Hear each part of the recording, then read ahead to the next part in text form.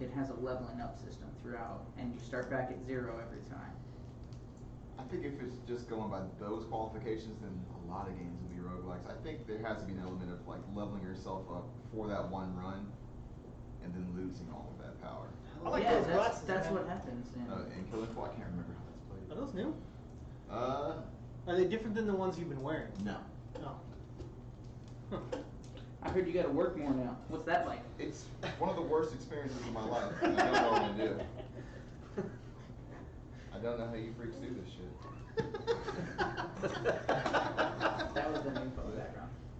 Righteous. Yeah. Nice. What do you think, Dwayne? You dig that one? I got the Oh, best that is pins of all nice. time. That is nice. Ugh. These are the greatest fucking pins. Oh, I like- so I looked up like the the way they new feel, abilities from people. They're perfect. My And like handwriting the ranger, is... instead of her godlike. arrow storm, there's a Godlike. shotgun Yes. basically shot. So it's good at close range and it like scatters basically. My Arrow Storm becomes obsolete. We, Eventually, that hey, might be the way to go. do you remember when we were going Once it through that comes one out. room where I was sitting on the throne? Yeah. Do you remember the staff on the wall? Yeah. Really? I don't remember hearing about it the first time through. Well, we picked it up on the way out. Well, you picked it up. Or- That makes No, sense. you forced me to That's pick it right. up. That sounds about right. Y'all did well. We played very true to the character. And He was doing a real good job with some doing bullshit. And we had you identify it, but it wasn't for you, so you Oh. grudgingly handed he, it over. he did. He's like he's like, and Bobble throws the staff at you and sits in the corner and pouts. It's Nailed it. It was a staff of healing. Nailed it. Staff of healing that could have saved us beforehand, although we couldn't have attuned to it, so I don't know how it would have. I don't know if do you need to be attuned to it? Yeah, and I am now. What? What? Oh, shit. Anyway, Nice. I watched a bunch of stuff from Wooly today. So I watched Cat on Mars last week, Wooly this week, maybe next week I find if there's other people. Those are my two main guys. But like item tier lists and tips on Monsoon, including like don't try to clear out levels the first run. Like the first run through, don't try to clear out. Okay. Like the first 4, he says definitely stay on like a 5 pace, so maybe get 2 to 3 items, And move on. or go to the teleporter and see what's around it for you to pick up afterwards. Don't go hunting to the edges of the level to see the things that are hard to see or anything. Basically head to the teleporter and pick up what you can along the way. So then I went and tried to do that on Rainstorm before I came over here. I got on the first level with the Merc and the Huntress, and then I went back and made it to the second level with the Merc, and that was still a little further I could get. The Beetle Queen kept fucking me. Kept getting shotgun. That bitch. Legitly though. She sounds cunty. She's the worst.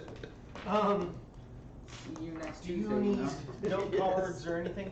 Nope, nothing super special this week, just good old fashioned D&D. I don't know. We might have some encounters, but it'll all be stuff that we can sketch out real quick on the Okay.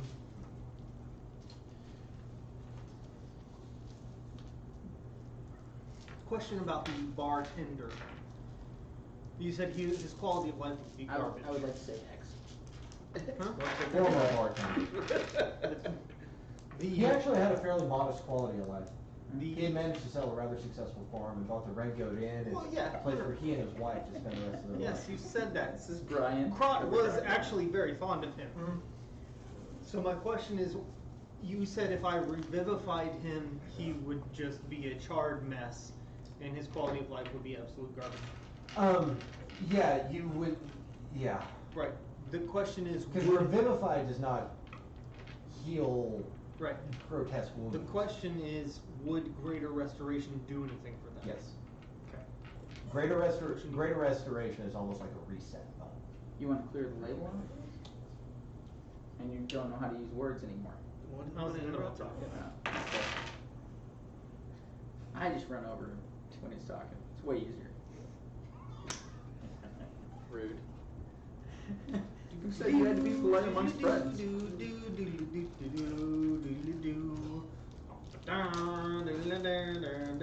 we have the rights to that tune, whatever it is? We're gonna.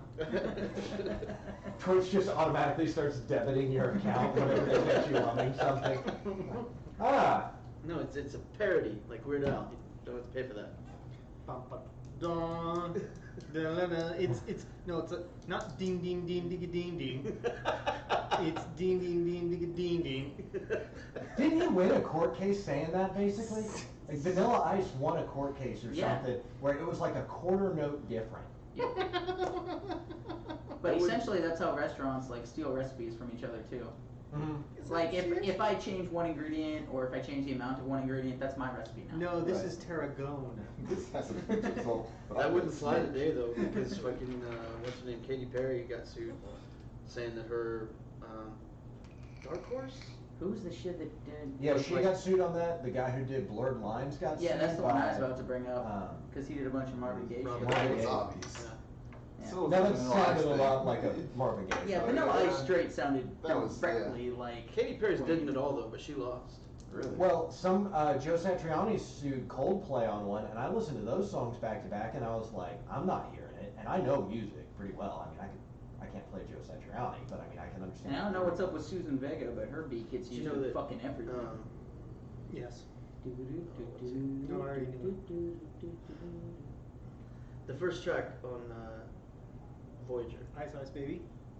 No, What's Voyager? The new 311 Oh. was apparently a ripoff of some European discotheque guy. I listened to them both, But it's 311, so now you need to put rock rap over that. and Cancel Thriller. I don't hear it except for like a little bit in the beginning, but What? there was no lawsuit. But he made Yeah. an apology. He said his friend gave him some track and he ended up using it and didn't know. What was the one the Red Hot Chili Peppers had that was like a Tom Petty song? Is that Last Danny Dance with California? Mary Jane. Yeah, it was Last Dance with Mary Jane was the Tom Petty song, and like the intro is the same as like Danny California or Yeah. something like that. Oh, And I listened to yeah, that one, and I was like, sounds oh yeah, that's the same lick. Yeah, that That's one the makes same. sense. That shit happens all the But time. rappers sample the shit out of They everything. pay for it But though. they pay for it. Oh, okay. They do, and also like the thing that blows my mind with them is that they'll wait like a year and a half, and they'll be like, "This was popular, I'm gonna use this," Mm. and just like buy it right away.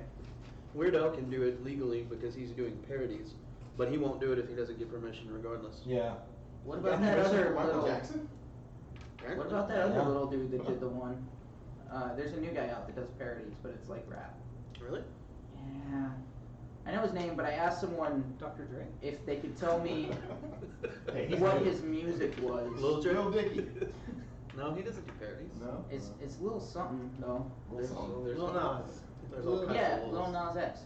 And I was trying to figure That out. came right out of my ass, bro. Yeah, I knew you didn't know that shit. No, I know you didn't, but I I knew didn't we'd know get that there was a real too. rapper. But I asked someone else if they knew what his music was because I'd read a couple things about him online, and he goes, "I don't know the best way to explain it. Maybe kind of like Weird Al." So I'm guessing he just does parodies. and No, Lil Nas X. He did that Old Town Road song. shit. I don't know. That's what that parody. is. That's not a parody. No, It's a new Okay, song, so yeah. then this guy. And just he didn't- also didn't know has how the to guy explain who it. wrote the original in it? No. No, that's Old an Town original Road song. is Yeah. John. It's him and Billy Ray Cyrus. Yeah. Okay. It's weird. Really? I It's don't. country hip hop. I don't really like it. I don't think that they need Yeah, to Uncle use- Cracker did that best. Okay. That's fair. Oh, swap. Florida Georgia Line did it. Several bands. did Don't it. Okay. So, Say We- goodbye. We That song's about heroin. narrowly escaped death. Is it? Got a healing staff. And You said you were gonna watch this on your drive. I didn't. It makes Cameron sense made because me you were watch. driving. Cameron made me watch Wisecrack videos. I didn't make you watch a damn thing. Quick poll is Kiss from a Rose by Seal about cocaine. I thought it was about Batman. Is Batman about cocaine? Completely different, yes. Closing Jesus. time is I'm about giving not- birth. Mistletoe can be Closing time is about giving birth. Yeah, this room won't be open until your brothers or your sisters come. Oh yeah. You know, the guy who's the drummer from that was Harvard educated, and he would play the piano while he would drum, and he wrote a book that was like all their tour diaries and stuff like that. I probably need to go look that up and read it. The lead singer of The Offspring has a PhD in microbiology. Yeah, That's that dude's right, awesome yeah. though. Dexter Holland is Yeah. fucking cool. Yeah. Like his interviews and shit, that guy's cool. And one of the guys from Bad Queen Religion. was- Oh, he's an astrophysicist. Yeah, yeah, Brian yeah. May is an astrophysicist. One of the guys from Bad Religion is like, I think it's Gerwitz or one of them, is like a full-blown academic. I like that. All of Rage Against the Machine was. They just couldn't get along with each other. I think they could get along with each other, they couldn't get along with Zach De La Rocha. Yeah. Because they all stayed an audio slave, they just kicked Zach De La Rocha out True. and brought in True. Chris Cornell. It's true. I miss Chris Cornell. That one. Yeah. We had a bad run there when we lost like Bowie, Prince, What did he the say? guy from Linkin Park, and What did he So, say? when Linkin Park left Chris Cornell. He Soundgarden, was in Soundgarden. Black Audio Hole Slave, Sun. Yeah. so when, after the Linkin Park, what happened, I want to say it was like 2 months, and I had One Step Closer to the Edge on one of my playlists. Mhm. And it would come on, I'd be like, oh, someone pushed him over the edge. And this guy at work was like, too soon. I'm like, fuck that. Okay. It's okay. So back to the game, but seriously, look at the lyrics for Kiss from a Rose, it's about cocaine.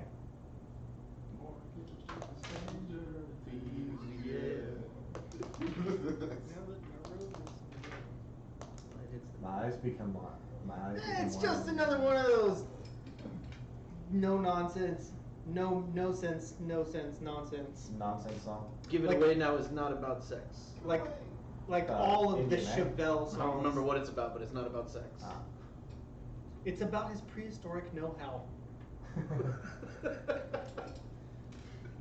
So, Can't Stop, Addicted to the Shindig, that one, it's complete nonsense. This is just A lot of them nonsense are, song. but I really like them for that. Yeah. Then What about that Bush one? always had those super contradictive songs back in the 90s. Oh, Or like yeah. every lyric was like this, and then the reverse of that. I went and looked at the lyrics to, what's the name of that song? The Little Things? Yeah. Just because, I mean, that's a great, like, grunge song.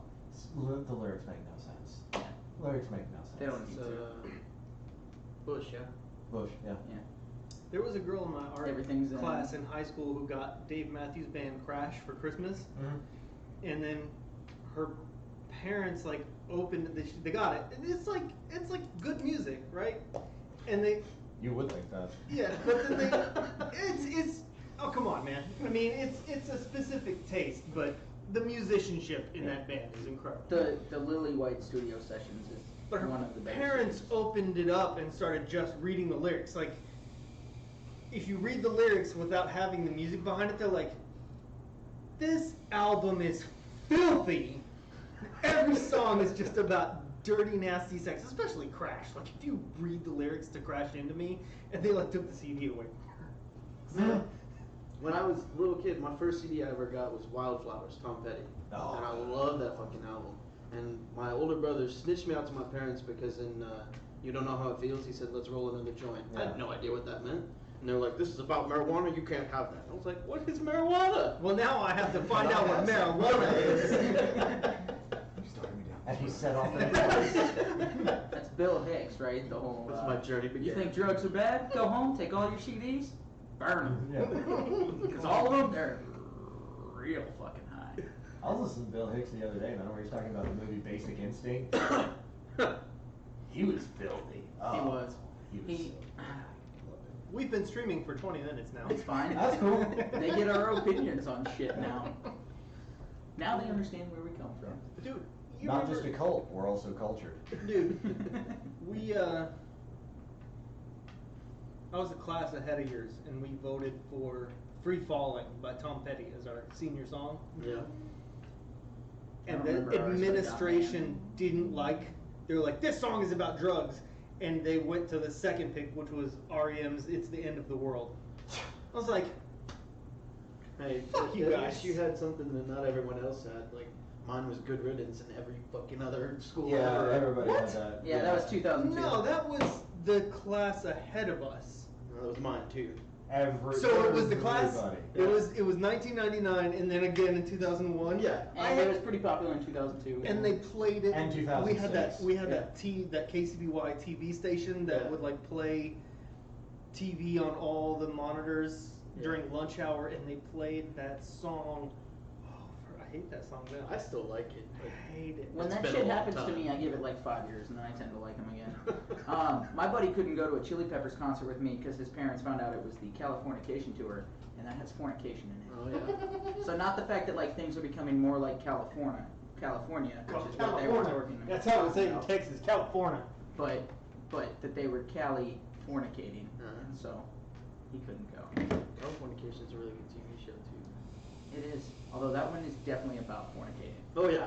like 100%. Well, there's some writing in there too. I've watched the whole thing like 3 or 4 times, man. It's mostly about him trying to be a good father and only fucking up and fucking anything that moves. You're not wrong. I know, and drugs. And drugs. Don't forget the drugs. I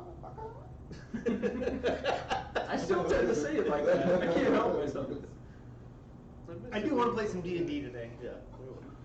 Let's go. Fucking and punching. All right. Alright, we're good. Who would like to summarize last week for us?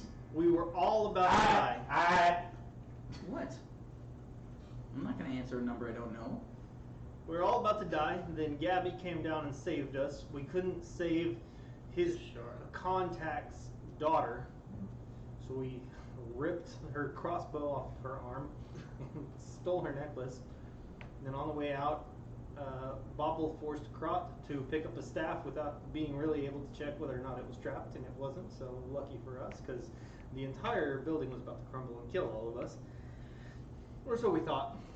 We ran out, went back into town, and were settling in for the night when Krot and the bartender were trading stories, and the bartender told one about letting a possum out of a bag, and Krot let his flame skull out of the bag, thinking he could put it back in very quickly, and he could not, and the entire tavern was flash fried because of a very terrible roll by everyone except the flame skull. Not the upstairs. He was fine sleeping.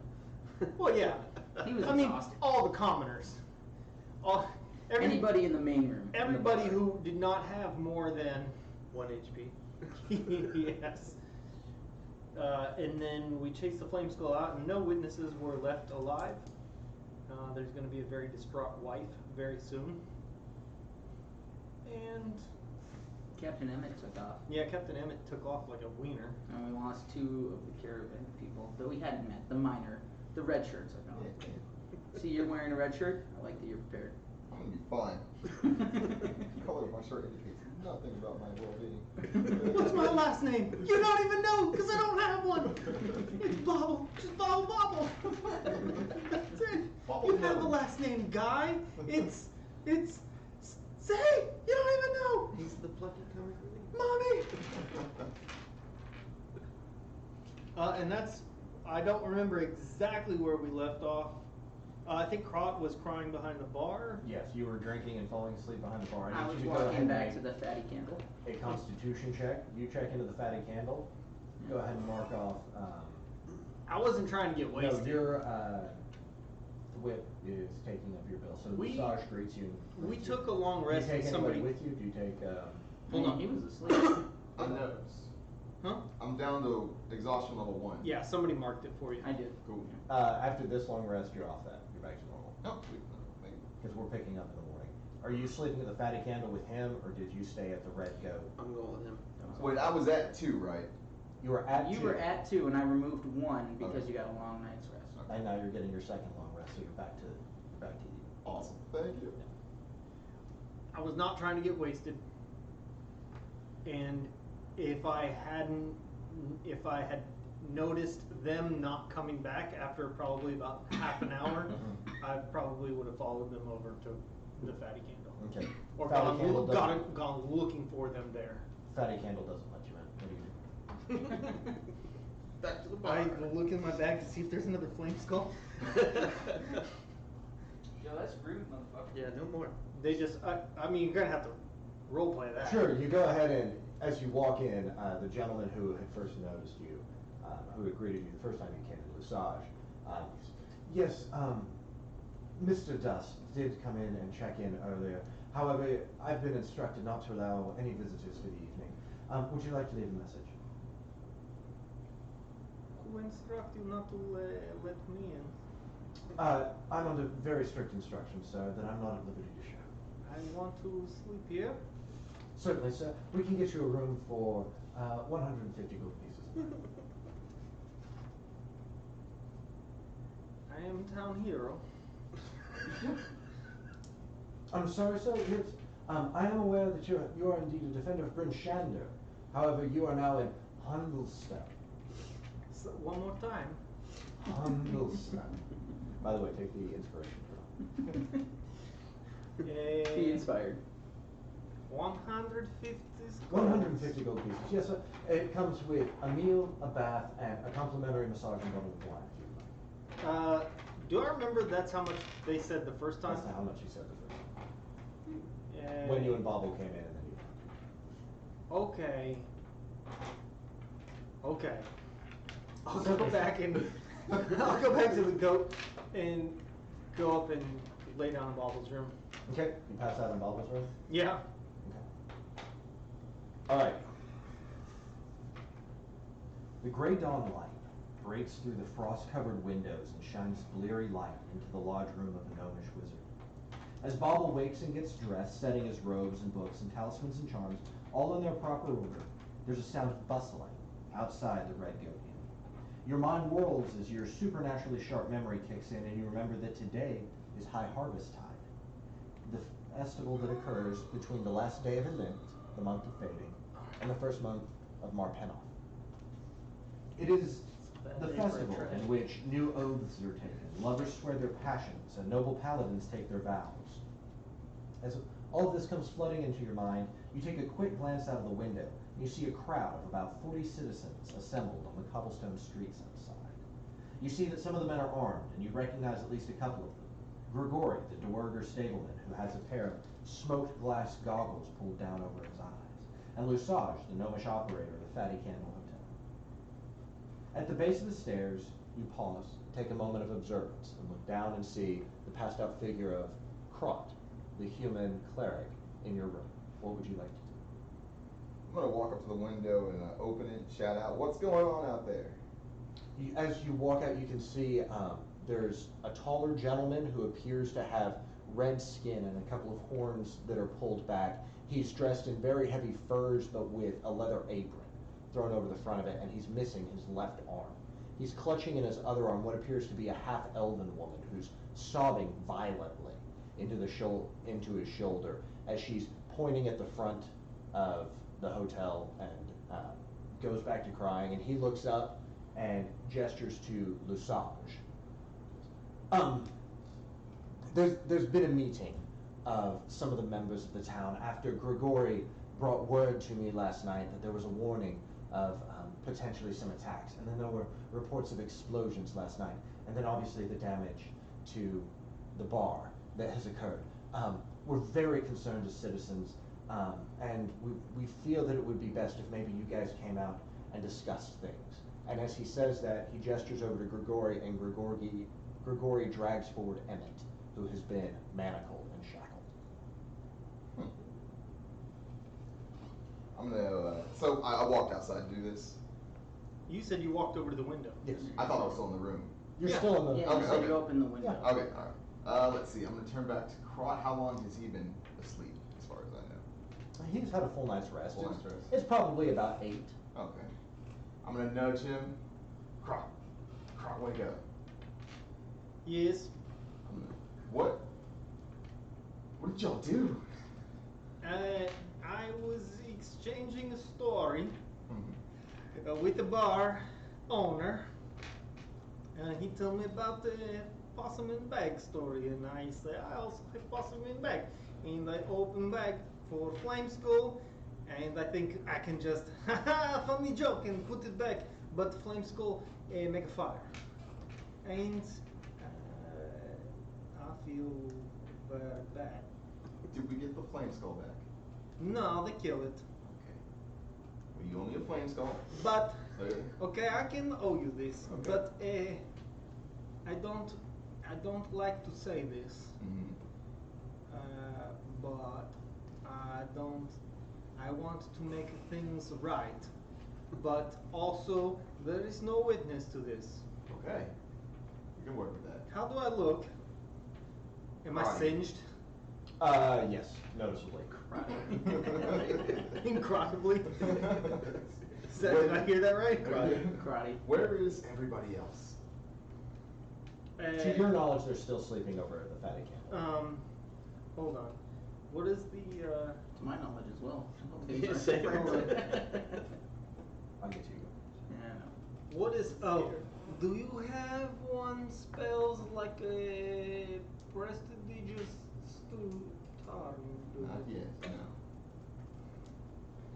Do you have a small illusions? No, not yet. Ah, Yes, I do. Okay. Well, I will only ask this question, but this is all I will do.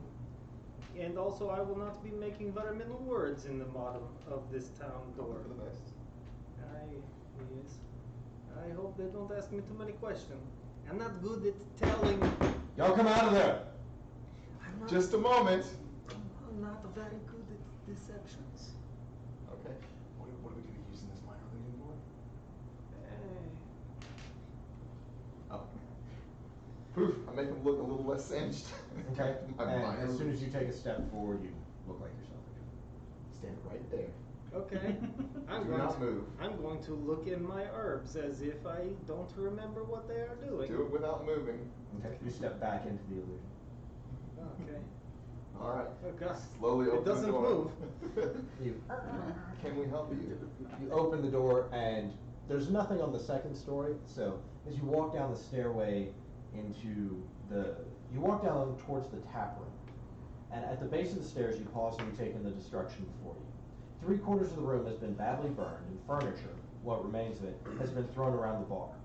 Burn marks scorch the walls and floor, and you make out the figure of 3 charred corpses lying on the ground. Ahead of you, one is a large human man, his features burned beyond recognition.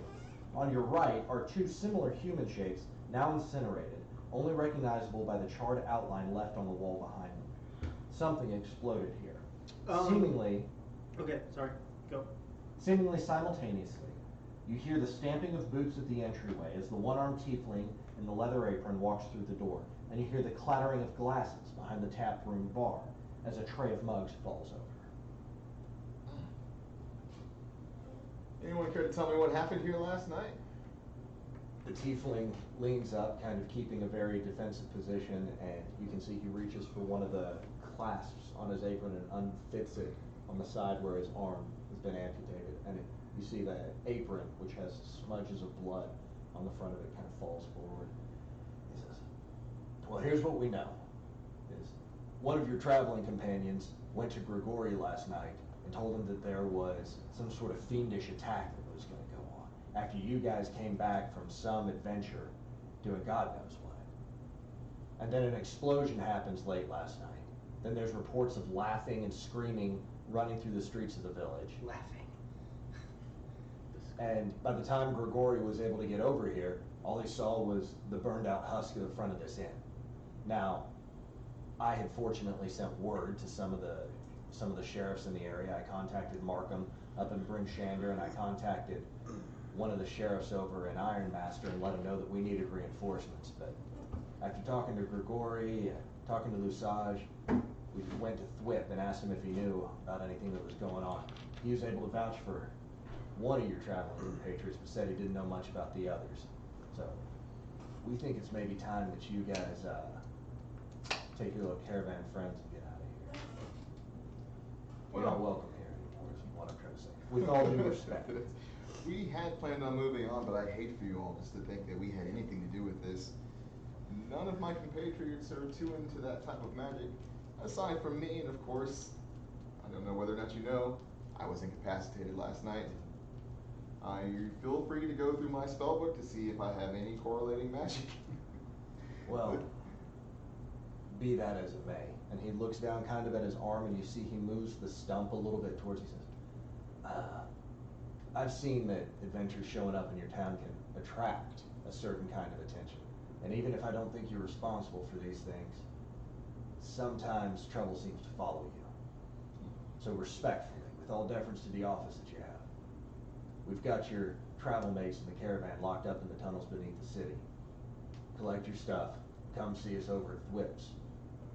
And we're gonna put you guys all on one caravan and see you safely to the edge of town. I will gather my compatriots. Let me run up and talk to Croft real quick. You guys have 1 hour. Turns around and walks out. I'm gonna relay all of that to Croft. I'm going with I'm not going with honesty per se, but I don't care about the illusion that I wasn't fried. Okay. Who can I? So he walks back up to the second story and Okay. relays this information to you. I want to. I like this barman. You like the barman? I like him. Do you talk to the person in charge? I did. Okay. He seems to be in charge. Okay. Can I help me talk to him? You'd like to speak with him? Yes. With Is that your Ian? clothes looking that Yes. way.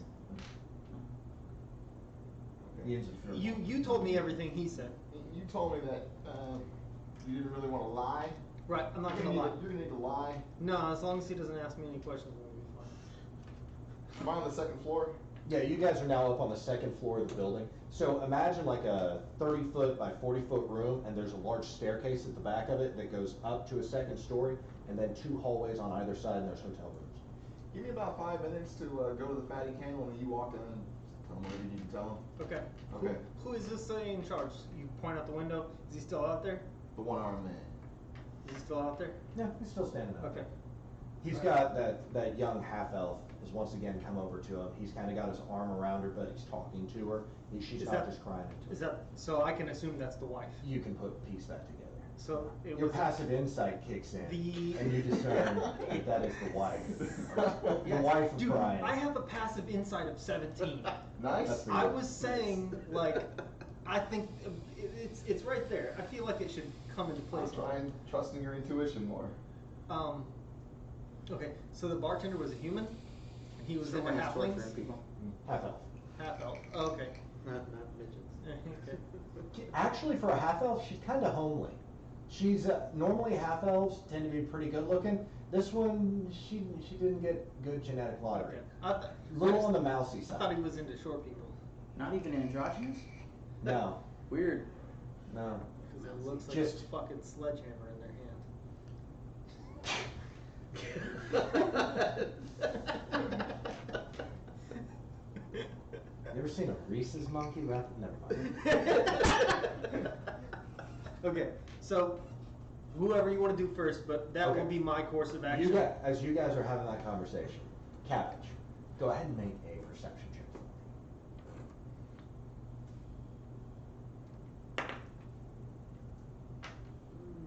You notice that everyone in town hates you. I think that's insight. 22. 22. Okay. I noticed. As you wake up, all of a sudden, you're made aware of this throbbing headache that you have, almost like a hangover on speed, even though you didn't drink last night. And you realize you're laying horizontally, and you look around, and you're on kind of a cold stone floor. And as your eyes come to and your dark vision kicks in, you see a room circular around you. In the middle of the room is a chair with a tabaxi tied to it. His hands restrained behind his back and a hood over his head. There's a large tub of water, like a trough you would use for livestock. It's been set next to him. And as you instinctively go to raise up, you realize your hands have been bound behind your back. Oh no. So real quick, tell me what you would like to do. Can Fireball. I get out of the? Sure, go ahead and make a sleight of hand check. Yeah. Okay. Not 20. Nat 20. Yeah, This is- taking a moment, you slip your wrist back and you do that old Harry Houdini thing This is a where you kind of like swell up your hands and then relax them in order to get some play in the ropes, and you're able to get your hands free. It's relatively quick. Within about 30 seconds, you've got your hands free. You stand up, you look around the room. It's relatively bare, but you can see that there's some old chains and farming equipment, a plow, and what looks to be maybe a bridle set and some leads heaped in one side, a couple of empty burlap sacks, and then this large trough. Then in the middle of the room, what appears to be the unconscious form of Radiant Dust with a bag over his head and his hands tied behind the chair. I would like to release him. Okay, make another sleight of hand check. So what you do is anytime you roll a natural 20 on your die, just take that and slam it down. Not as good. Not so good. 2. 2. As you're working on the knot, you can tell that this rope was tied by somebody who really knew what they were doing, as it loops back on itself and it's tied within the knot. Very difficult in order to get it out. About that time, you hear a jingling of keys at the turn of a lock cylinder, As you look to the right, you see a door opens, and just from kind of the torchlight that's being carried, you see the form of a small gnomish man, elderly, bleary-eyed. Clearly he's been awake for several days. His hair has been pulled back into a tight bun, and his beard has been pulled back, and he's wearing what would appear to be like a worker's or some junk clothes, something like he's been in a laboratory. And standing next to him is a man that appears to be exotic looking. He's wearing long yellow robes that you can barely make out in the dim torchlight. He has a long mustache that comes down and droops past his jawline, and his eyes seem to be very narrow and thinly set. He doesn't speak and gestures with a hand that has long nails as this gnome walks up. I need you to go ahead and make a perception check.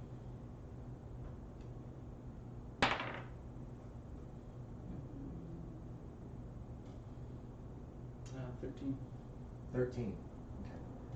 Okay. Everything is dark around you. You hear a rattling, and kind of instinctively, you know how you can sense when someone is behind you. You feel that, but there's clearly something that's been put over your head. You hear a voice echo out that you recognize as being Thwip Ironbottom, and he chirps up and says, "Ah, looks like we've got an escapee. Everybody stay calm, otherwise things are gonna have to get violent. I need some answers. Things have gone sideways, and my daughter's dead because of it. You two are gonna answer the questions that I have." Am I at full HP? You are at full HP.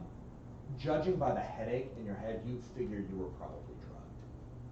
You were not beaten unconscious. You were hit with some form of intoxicant. Does this smell Is like that your chloroform? Yeah.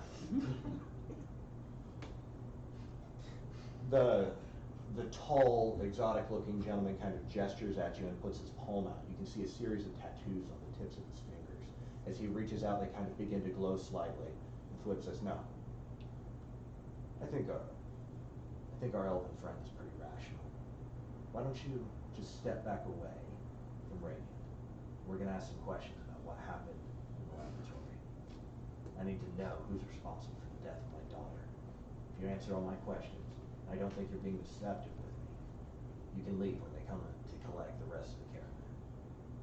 Understand? Understood. Now, if you give me any trouble, Wu Lang here will be more than happy to disintegrate you.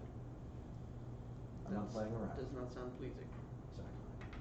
Now, if you don't mind, just take 2 steps back. 2 steps back. The whip walks forward and kind of has to reach up, and he grabs the bag off your head, and all of a sudden there's this flood of torchlight, which, even though it's dim, it's still kind of burning your eyes. And as your retinas adjust, he looks at you. Okay, who's in the mines with you? Who was there? What were they chasing down? We saw a number of mercenaries. From what company?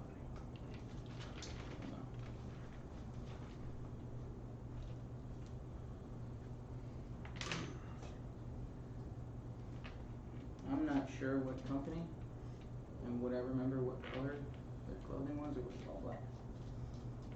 You remember that they had a kind of a black and red and silver color scheme going on, that several of the flunkies all had a uniform, and that there was an emblem of a male deer, a buck, with one broken antler. Okay. There was a cloud castle in the sky when we appeared, and the people in the quarry were all wearing black and red and silver. They had a buck with a broken antler as the emblem on their clothing. Good. We were able to clear some of them out, but we saw a number of them get away as well. Tell me what happened when my daughter died. We were inside the laboratory looking for the professor. It was tricky to get in. We had to get rid of our money, and we fell through a sand trap, appeared on the other side. As we entered in, we found a long hallway with displays on the side, and some green skulls attacked us. But we continued on, and I think part of the problem is that there was no rest. When we first met your daughter, there was a fight. When we got to the professor's laboratory, there was a fight. We got into this hallway, there was a fight, and then we found a study, and we saw lights flashing, and we were still looking for the professor, so we continued to move through his laboratory, and there were dead assistants everywhere, there was dead bodies everywhere. But us usually being able to handle fights, we decided to continue in pursuit. We didn't really hesitate very long, we just went into a hallway, and we found what I think was probably a necromancer, and someone trained similarly to me, another tabaxi, but they knew different things. They could move with the shadows in a way that I can't, and they were able to stop me in my tracks more than once. So we put up a fight, but we lost almost everyone. I was the last man standing, and I tried to save everyone, and I just could not get to your daughter in time. He reaches into this jumpsuit that he's wearing and pulls out this contraption that looks almost like a mechanical crab. And he goes up and he affixes it around your right kneecap.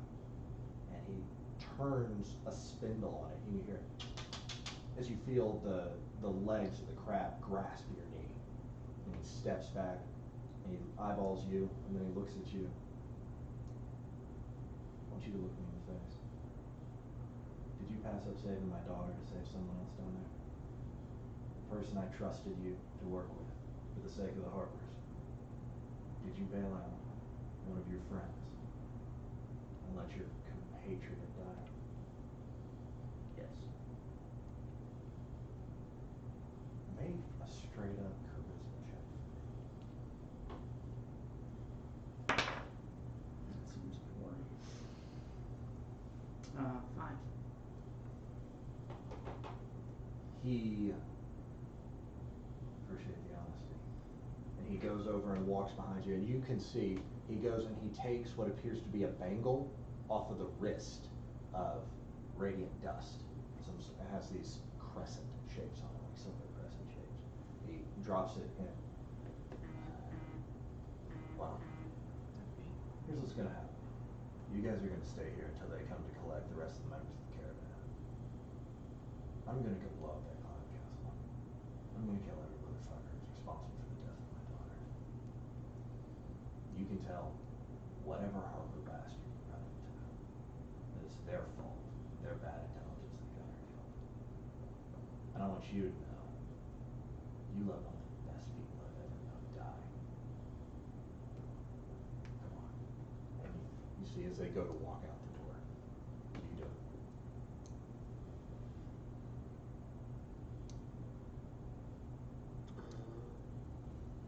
That's it. Yep. You hear the door shut and the turning of keys, and the two of you are alone in this small circular room. You can recognize from the stonework around you that this is one of the many tunnels that runs between the domes of Humblestone. Probably some sort of storage room or granary closet. You still have this sort of weird mechanical crab on your right leg. What would you guys like to do? Start working at the ropes that got me bound. Make a sleight of hand check.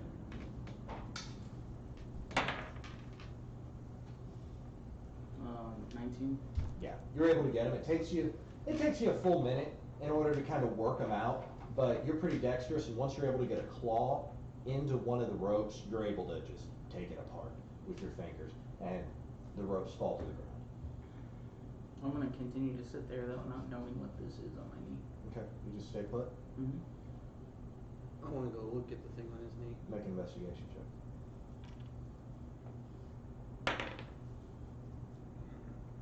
It's an ankle monitor. 10. 10? It's clearly gnome tech, and it appears to be some sort of joint breaker. Oh. Some sort of combination of a torture device and an ankle monitor. I'd like to try to stretch out my knee while I'm sitting there. As you go Gingerly. to stretch out your knee, you feel it pushes more resistance about it, and you see a series of springs. You're pretty keen on this because you pick a lot of locks. You notice that there's a series of springs that are counterweighted, that as you extend more and more, it's like it pulls up and builds potential energy into the device. Can I see if there's a way for me to take it off? With what? I guess my lock picks, since it looks similar to a lock, see if those fine tools have a way to kind of slowly pick apart the different mechanics of the Do we device. still have any You of our look stuff? around and notice all your gear. Yeah. Your travel bags, your lock picks, and your weapons have all been taken. And your arcane focus is gone. Does it look large enough that my cat claws could attempt to unhook the spring? You could certainly try. Yeah, I'm going to do that. You can't cast any spells. Okay. No, you can't cast any spells that have material components. You can still do verbal and somatic. All an arcane focus does, I got cleared up on this. Okay. All an arcane focus does is substitute your material components. So if it's like counterspell, you can still cast counterspell if you don't have your arcane focus on you. It's just anything that needs material components, you have to have either the component or the arcane focus for. Okay? I'll put my leg back down to the normal, like sitting, and I'll try with my claws. Okay, go ahead and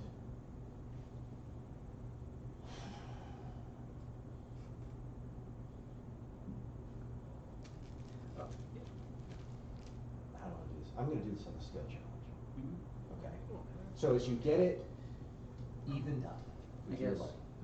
Okay, sorry. I was gonna say, if that means I have to pick things, I kind of know what I'll pick as soon as I go. Yeah, you're gonna pick and you're gonna tell me which skills you're gonna use and he can help you. Okay. So if he can come up with a skill that he can use, and I'm gonna roll for how many. Healing word. Done. Okay. Components a bit of tallow, a pinch of brimstone, Because I need to explain it. so you can't do that. But you get it. Yeah. Okay, Cabbage. You remember how when we were doing the ceremony on the dagger? Yes. You did a skill check and you kind of went around and I described a situation to you and you told me which of your skills you'd like to use and how you want to use it in order to resolve that situation. That's what we're going to do right now. But it's just going to be you and Radiant Dust trying to get this device off of this knee. Okay. Guys, I appreciate you being patient. Just hang tight for me real quick while I I'm get this out. fucking into this, Cool. man. Don't worry about it. So, as you look at this device, it's clearly got 4 of the rings that are wrapped around the upper and lower portion of your knee joint. And then there's a pair of the arms in the middle that look like as you pull back or it articulates, they load up. And once they reach a certain point, they're going to snap forward and basically break your leg. As you're looking at this and your knee is cocked back, it's in a calm resting position and there's no tension on it. What would you like to do? I'd like to flex my knee again and use my investigation to try and figure out the best spot to essentially where to start. You know, like which spring or which thing I'm going to attempt to undo first. Okay, let me go ahead and set the DC for it. Gotcha. Okay, go ahead and make an investigation check. 11. 11? What the fuck? You look at it and you're able to notice that this is actually fairly similar to a lock device. Like some locks that you've seen trapped that as you turn the key, it loads up a spring that eventually once you reach a certain break point, shoots a needle out at you. So you're able to look at it and you're able to see, hey, I can move as long as I don't go beyond this certain point. I also think if I can figure out a way to disconnect the springs without it being under load or something like that, I might be able to take some tension off this. Or I could at least remove the immediate danger of it breaking my leg until I can figure out how to get it off. Okay, I'll put my leg back down. Okay, put your leg back down. Cabbage, you're watching as he plays, and are you kind of articulating this out loud? Yeah, I'm working through it, but like out loud. Thinking out loud. You see there's this very kind of jigsaw-esque Mauler device that's been affixed to Radiant Dust's right kneecap. You take a look at it, and well, he's basically explained the mechanism to you. You have not a keen understanding of it, but you get the gist of it. What would you like to try to do? Skills or whatever else, but that's usually where I start for these things. Is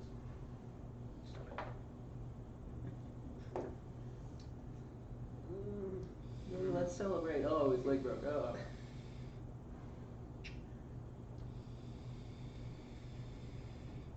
Is there anything in the room that I could maybe use to try and? There's a big trough of water. There is some farming equipment, what looks to be like a plow and a bit and a bridle set, and you see a couple of chains hanging on the wall. Then there's the door itself, a lock mechanism set into it, what appears to be like an iron grid set over a window. And Other than ropes. that, just pretty tightly done dwarven stonework makes up most of this hallway. Then the chair and the rope that had bound your hands. Can I manipulate, like, and control Thornwhip? You can certainly try. Tell me what you want to do with it. Well, could I maybe try and vine it through, like, between the device and his leg? Yeah. Make a sleight of hand check.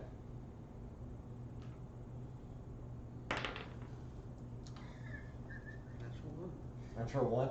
As you keep trying to fit it through, the thorn itself is basically just a very thorny vine, and it keeps getting shredded by the legs of this crab. As you try to move it tight, it just falls off and it doesn't really stick in. It's very irritating to him though, as you keep moving these thorns all over his leg though. Mm. He's wearing pants, but he can still feel it a little bit. Right. They're thorny. It's not pleasant. Sorry, I was trying. I know. I know you were.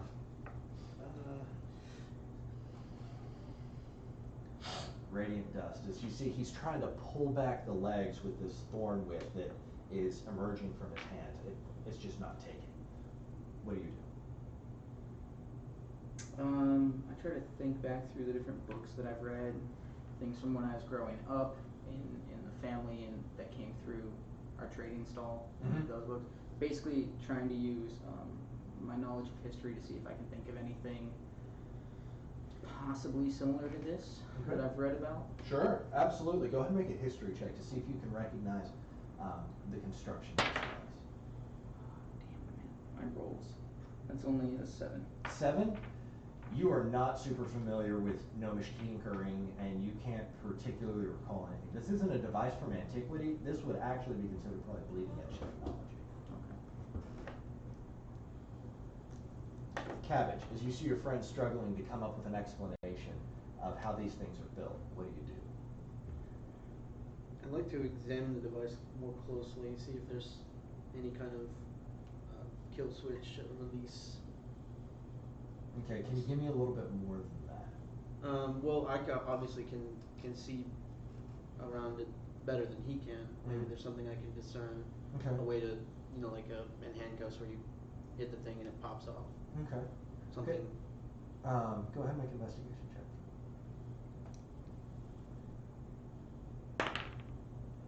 8. 8? Yeah, as you reach down, you see that there's kind of like a button that's on the underside of the front part of the portion that goes over the kneecap. And as you press it, all of a sudden you see the two legs pull back and slam down on his knee. Your speed is halved Okay. Sorry about that. as it just snaps through his leg and you hear the crunch of bone.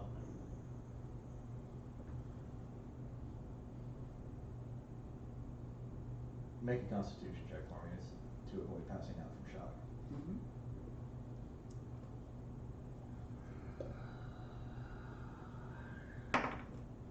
10. 10, you black out from shock. As the last thing you see as you're looking down is your leg all of a sudden is offset by about 2 inches. And then darkness. Mm-hmm. Kront and Bobble, you've just filled him in on the details. You know that your compatriots are over at the Fatty Candle. You've basically been told, hey, we've got your caravan mates, we've got them underground, come to Flip's workshop in an hour, get your stuff, it's time to get out of town. What would you guys like to do? We're gonna head over. Well, you with me? I will like to make some amend. I don't think that's necessary. I'd like to get out of here. I will like for you to give me trust. You have my trust. Okay. I'm gonna go down is the body still there? Yeah, all three of the bodies are still down there. Okay. The bartender, Mhm. I'm gonna put 2 copper pieces on his eyes, and I'm gonna look around to one of the tables or maybe behind the bar and find some salt. And I'm gonna sprinkle it over the bartender and take a minute to say a prayer, and I'm casting gentle repose on him. And then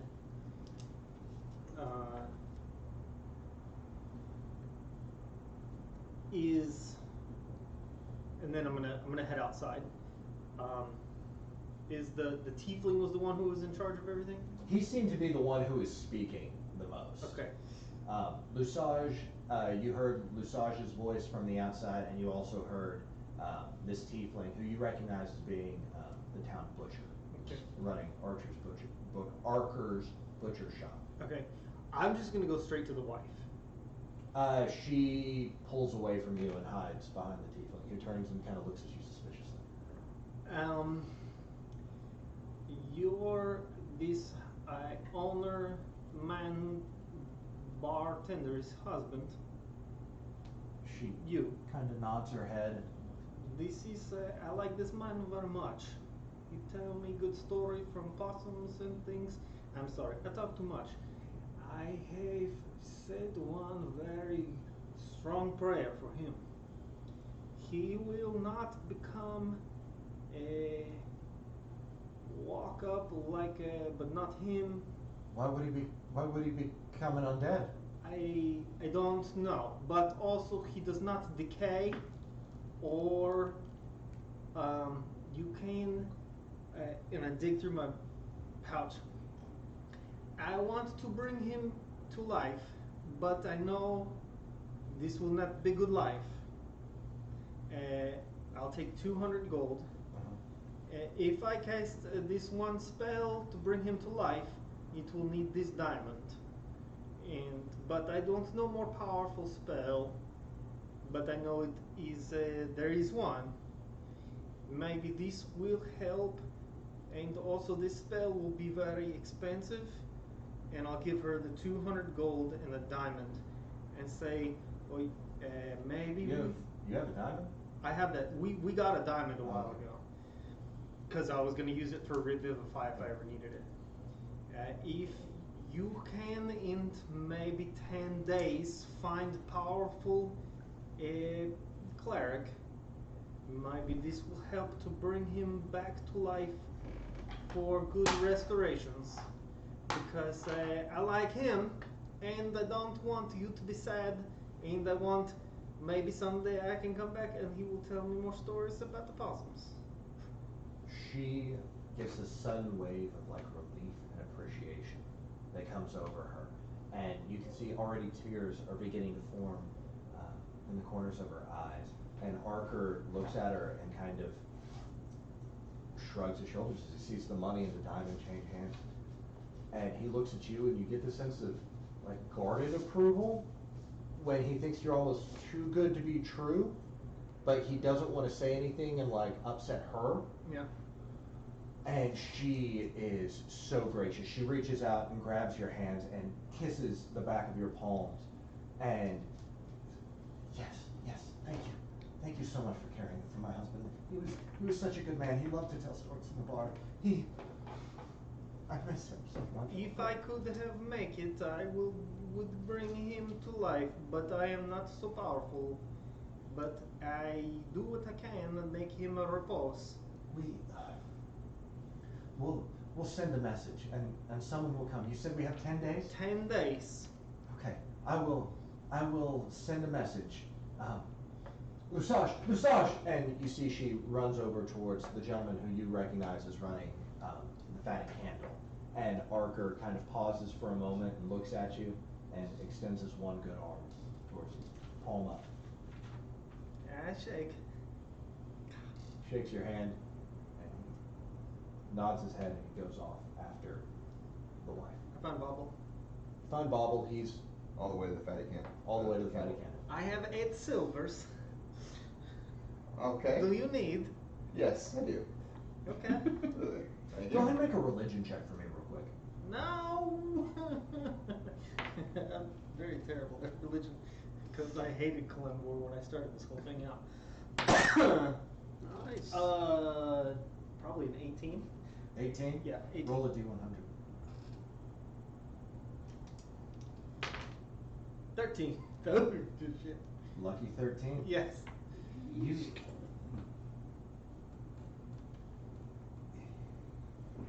feel a sense of approval come over you, and the divine energy that's kind of like static around you normally, almost annoying is how you normally regard it. Mm-hmm. For a second, that static, that buzzing, that snow, that white noise, the coldness in the air drops away. There's a bit of a warmth, and it's almost like someone's adjusting a radio dial in your head. And what normally sounds like just a wild cacophony to you becomes harmonious for a second, almost like you can pick out a melody.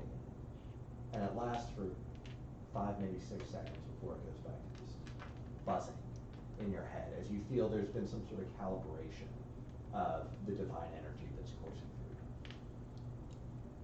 you. And you find him standing at the fatty candle. All the lights have been turned off. There doesn't appear to be anyone tending the front desk, and the doorway that leads up to the rooms is open. And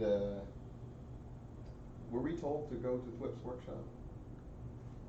After about an hour, you were told that you could get the caravan from. I don't have a mind very keen. Okay. But would you like to see magic trick? No, I show you, very good. not here, not now. Please, I like to show you one magic trick. Can we get outside the city walls? I put my hand over your eyes, despite your Protest? protest. I put my hand over your eyes. Oh my God, you are so blind now. And then I touch you with the staff and cast greater or lesser restoration. Oh my God, you are cured from blind. Amazing. What do your hands smell like? Roll for perception.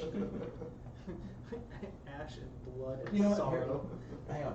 Make an insight check for me. Me? That's how I'm going to do this. I'm scared. You're scared.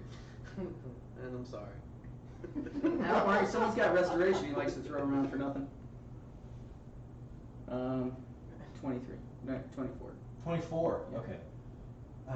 You've obviously got other bigger things on your mind right now. Mm-hmm. By the way, he was asking me a question about how his character would feel about getting kicked out of the harbors or having that symbol taken away from him. You have other bigger things on your mind right now due to the white hot pain shooting through your leg. You could tell these were the actions of a very grieving, potentially insane father. And so, while it certainly bruises the ego, you're not taking it maybe as harshly. Also, you're a little bit cool and disconnected anyway. It's true, but this is like the second thing I found outside my family that I'm Yeah. booted from. But a crazy person has basically just told you like you can't be a part of the club anymore. You're not even sure like this is 100% official. Yeah. So It's gonna be hard when I can't move very fast. anyways, Hey, it You was got bound it. to happen. I was pretty sure it's gonna be me. It's okay. Like, don't feel bad for that one. Still feel bad. You tried to help.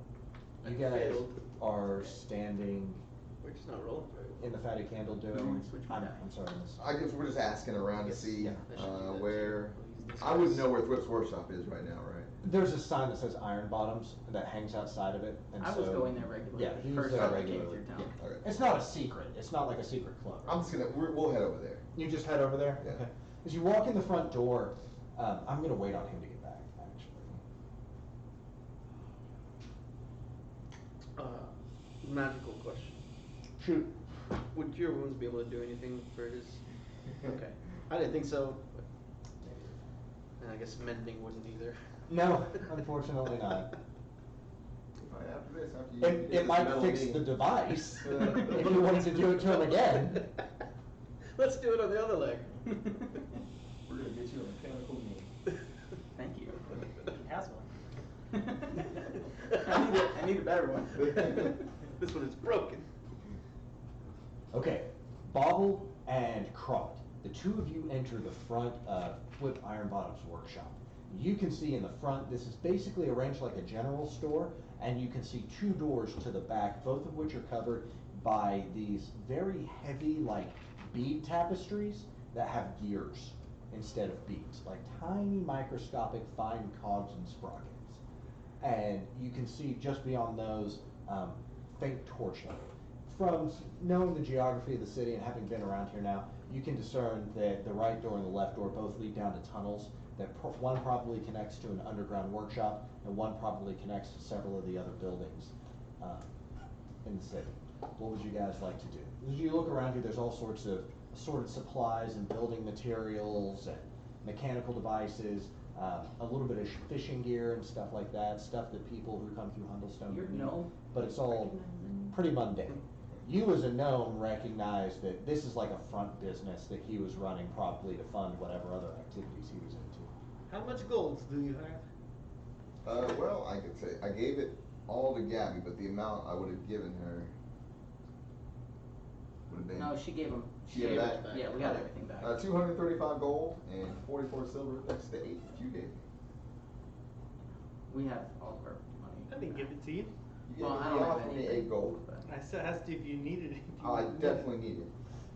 Okay, You I give it now to you. have 92 coppers. I mean, he said And yes. 92 coppers? No, I have now 92 coppers. Okay, The copper I keep on me at all times to put on people. okay, if you need it back, we'll talk. Yeah, Yeah, but but separate so- question now. You have how much? 235 gold, 44 silver, Okay. and 92 coppers. And you took my 8 silver. I did, thank you. And I have 92 coppers. It'll come in handy, don't worry. Yeah. You have 92 copper. Yeah. Like that. I You got a gave her couple the last giant of my little money. pennies. Yeah. Okay. Let's knock on the door that looks like it leads down further into the shop. There's 2 of them that look like they lead down further, right and left. They're both dimly lit by torches, and they both have kind of these, like, cog and sprocket tapestries. Like someone took tiny little gears and put them on a string and hung them up like a bead curtain. Is there a sign Not on the it? one that leads to the other, to other areas. Is there a sign on either of them? No sign on either of them. One to the right, one to the left. Which one? The one on the right looks like it leads to other They places. both go down and kind of go underground and turn. Okay, let's try the left. You go It's down. closed? Oh, I thought it might have No, been. you just push the curtain Oh, out it's of the way. okay. Okay, Push yeah, the yeah, curtain yeah. out You of the said way. you beat your You were Got talking it. about knocking, okay. Yeah, alright, so Alright, I'll yeah. just follow you. You push the curtain out of the way, and as you settle down and in, you see that this goes towards what appears to be, there's 3 doors in this kind of hallway that's maybe about 40, 50 feet long. One that's closest to you, another one that's offset about 10 feet beyond it, and then at the end of this 45, 50 foot run, there's another door down there. Torches are burning kind of dimly in this area. They're not even really torches, they're continual flame spells contained in a lantern. Same kind of stonework here. What would you guys like to do? There's 3 doors. I'm going to walk up to each door and message one to see if I can get a response from Radiant. Okay. Message through the door. You go up to the first one, nothing behind it. Second door, nothing behind it. The one that's at the far end, as soon as you shoot through it, radiant dust. You hear Bobble's voice come through in your head saying, Are you okay? I come to that. yeah, you come to Bobble's voice in your head. Yeah. A little worse for the wear. Okay. I could use some help. Alright. I am going to try the door, see if we can just walk right in. It's locked. Good. Do what you do to doors, Croc. You don't do things to doors, do you, Croc? Sure do. Oh, you do? Alright, let's see it. I don't, what? We need to get in that room. Is it a doorknob? It's yeah, it's like a door knob with a pretty nice bronze lock set into it. One at a time. I will, I have the, well, okay, I'll put my healing staff away and I'll just, I do like this. With I'm just gonna your arm? smash the door lock, yeah. Okay, you're just gonna smash it in with your arm. Yep. Okay, go ahead and make a strength check.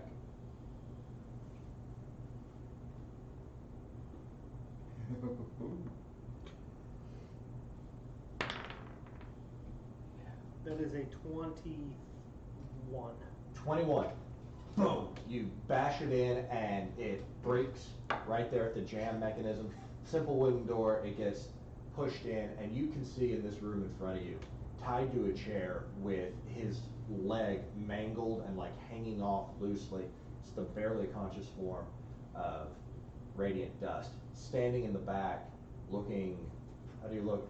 Not tied to the chair, so I probably fell off. Oh, That happened. not tied to the chair, yeah, probably laying on the ground next to this trough of water, and in the back, I look disheveled and crestfallen. disheveled and crestfallen, the gutter elf. I'm gonna walk up and take the staff. White light wisps. I'm gonna touch it to his knee and cast Lesser Restoration and see if that does anything. Okay, you cast it, and you feel a numbness and a tingling, but as you go to kind of try to move the leg, it's still not responding. Is the contraption still on his knee?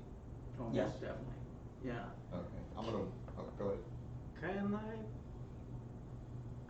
we examine it? It's He got- explains it to you. He tells you exactly what it is. Tells them that Do they you screwed up want the removal period. me to? I look at the back. Are the legs in the back like? Is it like a male and female? Yeah, it's almost like the two top ones came together like this, and they're male and female, and It's they not just. overlaid It's each not other. just like grasping claws. No, they're actually locked on these top two ones, and then these legs are the ones that actually do the breaking. The reason my leg is broken currently is from attempting to brute force this. Let me, try something. Okay. I'm gonna put my hands on his, shoulder, and I'm gonna cast Reduce. On him. On him, On him. yeah, Fucking. you cast reduce, and Baller. you shrink down to a height of about 2.5 feet, and it's no longer wrapped tightly around your leg. It's just kind of tightly working itself closed, and it's no longer effective. Move it down and off my leg. Yeah, you move it down and off your leg. And with some wherewithal, I'd like to attempt to call Rosebriar. You don't have a scabbard. It Yeah, we actually don't have goes- any of our it stuff. goes to the scabbard. Okay. Because I thought it came back to my hand. It does, but you're essentially catching it on its way back to the scabbard. Okay. Fair enough. Dude. Nice. Dude. If only I'd gotten here sooner. If he didn't already have the inspiration turtle, you'd get the inspiration. Yeah. Thank you, Vamo. You're welcome. To be fair, I'm still probably going to be limping for a while. I don't know if I can keep up with you guys all the time. I am going to pick up the crab and put it in the bag of holding. You pick up the crab and put it in the bag of holding. Yes. I'm putting that on somebody, pressing the button 100 times. It was a crank, and I don't know where the key went. We'll He- figure it out, we have time. Well, I'm putting it in. I pushed the button. This is meta. He pressed a button and it broke your fucking knee. I understand. I don't know that but right when they- now. When they put it on me, I'm telling you, when they put it on me, Thwip cranked down a crank, and I don't have that, or else I would have undone it. It looked almost like What would the like a fireplace tool, like a long key that had like a gear set on the end that he put into the side of it, and as he tightened it, it pulled everything into place and wound it up. with the I will electric. give you 4 spell slots. We will put this on one man's leg. You will cast Reduce on this man. We put it on his leg, then you cast Enlarge 3 times, and then he has no more knee. Okay. Yeah, alright. You can just give away spell stats. Great Yes, point. I can do like this. That That's goes correct. directly in my keen mind. We just needed For an use Allen later. wrench. You guys are standing around in the room now. I'm You tiny. two do not have your gear. You guys collected your gear from inside your room. Where Well, is your thing? You're 2.5 feet tall. I don't know where my things are. How Quite long's it frankly, I'm last? just Minute? super excited to have this off my leg. Thwip is going on a murderous rampage. Oh, wait, that's cool. What? Because his daughter died. He is Oh, going this to is this man. kill Okay. as many of the people So- involved in Fireshear as So his possible. shop is empty. Are we trying to leave this town Yes. on good terms? Yes. On the best possible terms. I would Let's go through prefer that if we shop. didn't do anything to offend him any further. We should leave right now before I do it. I start limping my Can I way out. Pick up Dust, put him on my shoulder. Yeah. It only lasts for a minute. It's It's, gonna be it's awesome. something to relieve him at least for a minute. Yeah. That relief will wane quickly. Give Mr. Quacker I something. do. I'll let him hold. Let him hold Mr. Quacker. So you, a 2.5 foot tall, Puss in Boots looking kitty cat on his shoulders holding a carved wooden duck. Mm-hmm. I tried to scratch This his is chin. precious. I tried to scratch his chin. With a broken leg. Mm-hmm. Okay. What's next, guys? What are you doing? Can we go find our stuff? Where is it? You tell me where you I going. don't know. Can we check some of the other rooms in this area that we're in? Sure, there's 2 other doors in this hallway. Which one are you looking at? The second one. Okay, you walk up to the second one, you turn it.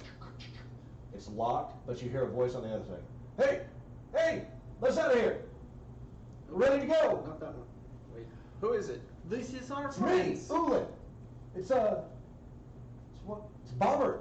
You hear several voices. They're from the caravan. Cut, break the door. They say they're going to release these peoples, no? We can do it for him. But we try to leave on good terms. I Well, go then back. you I break go the back to door. the door. You the break other the door, door. it's done. I go back to the other door and I shut it and try to like put everything back in place. If you don't touch it, it'll be fine. We are not leaving here on good terms no matter what we do. I think we will. You'll see what I do upstairs with the girl. You see what they did to his knee? This is a different person. Huh? It is a different person, and he is grieving hard for far his as I'm daughter. concerned, they're all It's the okay. same. You Listen, liked his daughter. Look, Yes, that was upsetting. I was really, Yeah. really sad about that when I woke to the news. this is called Blue Balls. But then I saw where your I am knee, from. Bluebeard. But yes, Look, these people, they're going to let them out anyway. Let's just do it like this instead of break. we already broke the door. I put it back Let's check together. the other door. It's okay. We Yeah. come back in like 10 minutes and get you, okay? This door is locked and we cannot get inside. That's nonsense. Just let us out of here. I recognize your voice. You're the guy from the caravan. Yes. Come on, man. Let me out of here. Let's take a vote here. You hear another voice chime up and go, hey, this is Horace. You remember me? Yes. Open this door, man. We like you. They say they're going to let you out. We just need You to believe them? Yeah, they said they were gonna let us leave passive too. and then insight. Broke his knee.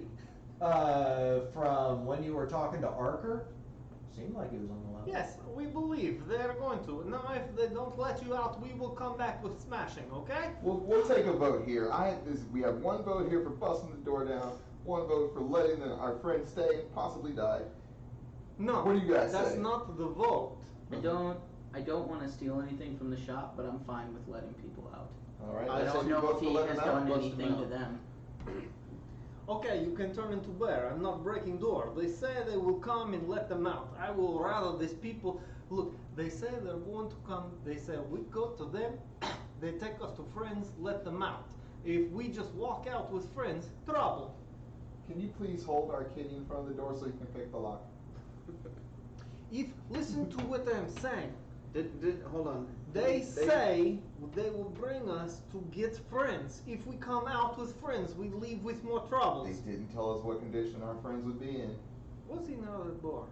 I go touch the other door. Okay. Locked. You don't hear anything happen. Okay.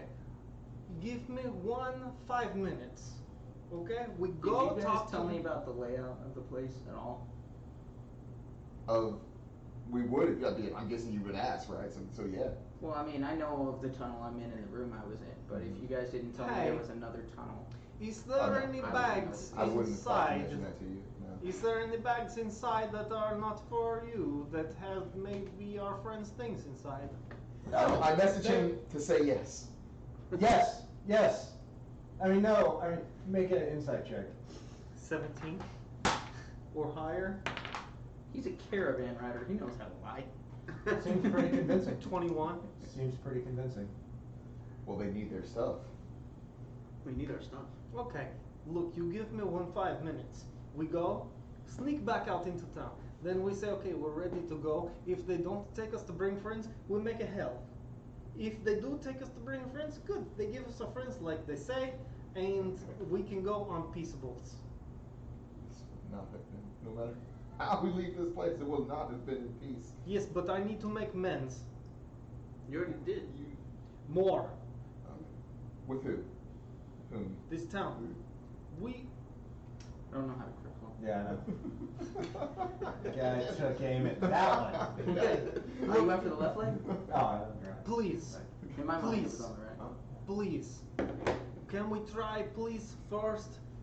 No fighting. I have killed too many peoples.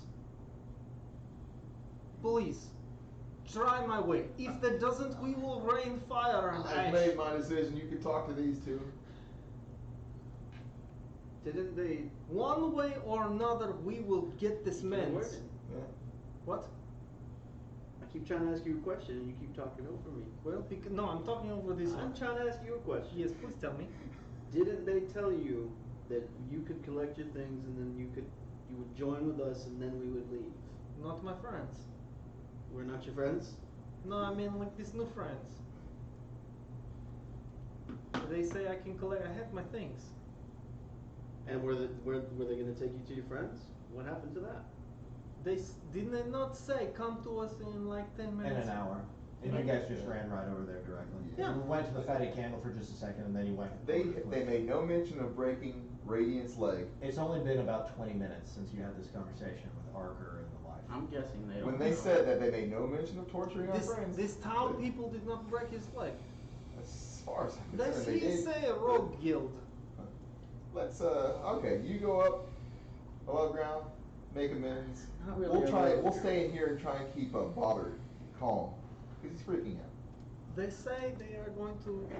I'm asking you, do they not say they are going to? If we wait 1 hour, we can have these people and go. They said that they withheld some other information, like our friends are tied up in the basement being tortured. Then we have heist. Okay. Okay, let us Heist. try. Let us try without making troubles. Can we try, please? Will you set me down? I will set you down. You back up to full size. I I'd feel like it to- coming. I'm gonna throw up. Put me down. I would like to use my claws to attempt to pick the lock. Okay, go ahead and just make a no proficiency mod or anything like that. Make a just roll d20 add your dexterity modifier. Okay.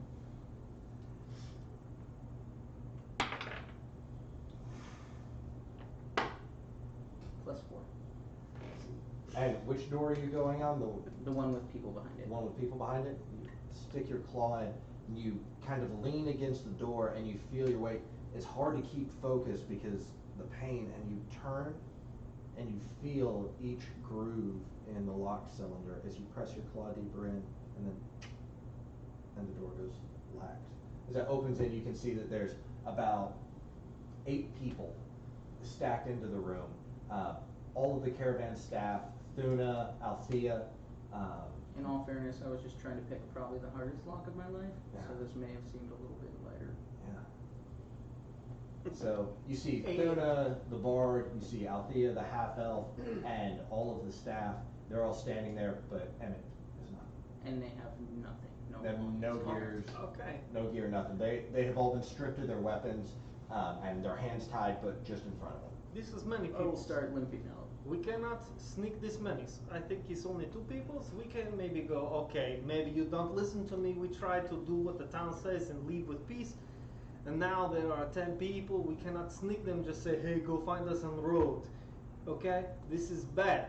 I hate to be a bit of a downer, but they took my firearm when they locked us in here, and I need to get that back. Yes. I can't leave here without it. There's Maybe. another room across the hall that might have it. I'm saying. Could you go unlock it, please? I'm You saying. can try. I have been trying to say. They are saying. I think they are holding these people to make sure we don't make trouble, then kick us out of town. Will you listen to me, Krot? Yes. All I want right now is to leave town. I know. I want to leave I know, town. but I don't want to wait. I want to leave now. I want to find my things, find these people's things, and get the fuck out of this place. Okay. Wash hands. Just out of curiosity, what exactly did you plan on doing, Krot? I want to go. Then this guard will want to kick us out of town. Uh-huh. We wait, like he say, then say, okay, bring us our friends. He will come down, give us friends and things, and let us leave town. And when they find out that, Why does not I don't speak enough commons? but when they find out that we've been broken out of our cell, regardless of how nimbly you stuck that doorknob This in is there, not the it's same. fixed. Is this the same peoples? The man who trapped you is a rogue. He has a lot of pull in this town.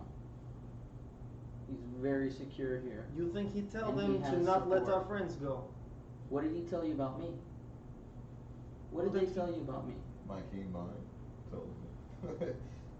they make no mention of, They holding said- you in a basement and torturing you. They didn't say anything about us. They said they were holding your caravan friends. That's accurate. They didn't tell you anything specific about either one of us. That we were in a separate cell. That we were being tortured. Nothing. So it's not really safe to assume that these people were going to end up being okay. Okay, Considering his And whether or condition. not they know what's going on with Thwip and his anger and ire, I just want to get the fuck out. Okay, this is democracy, and I have lived one time in the thing Mhm. with one man. It's no good. So, since I have many votes, say your vote is no.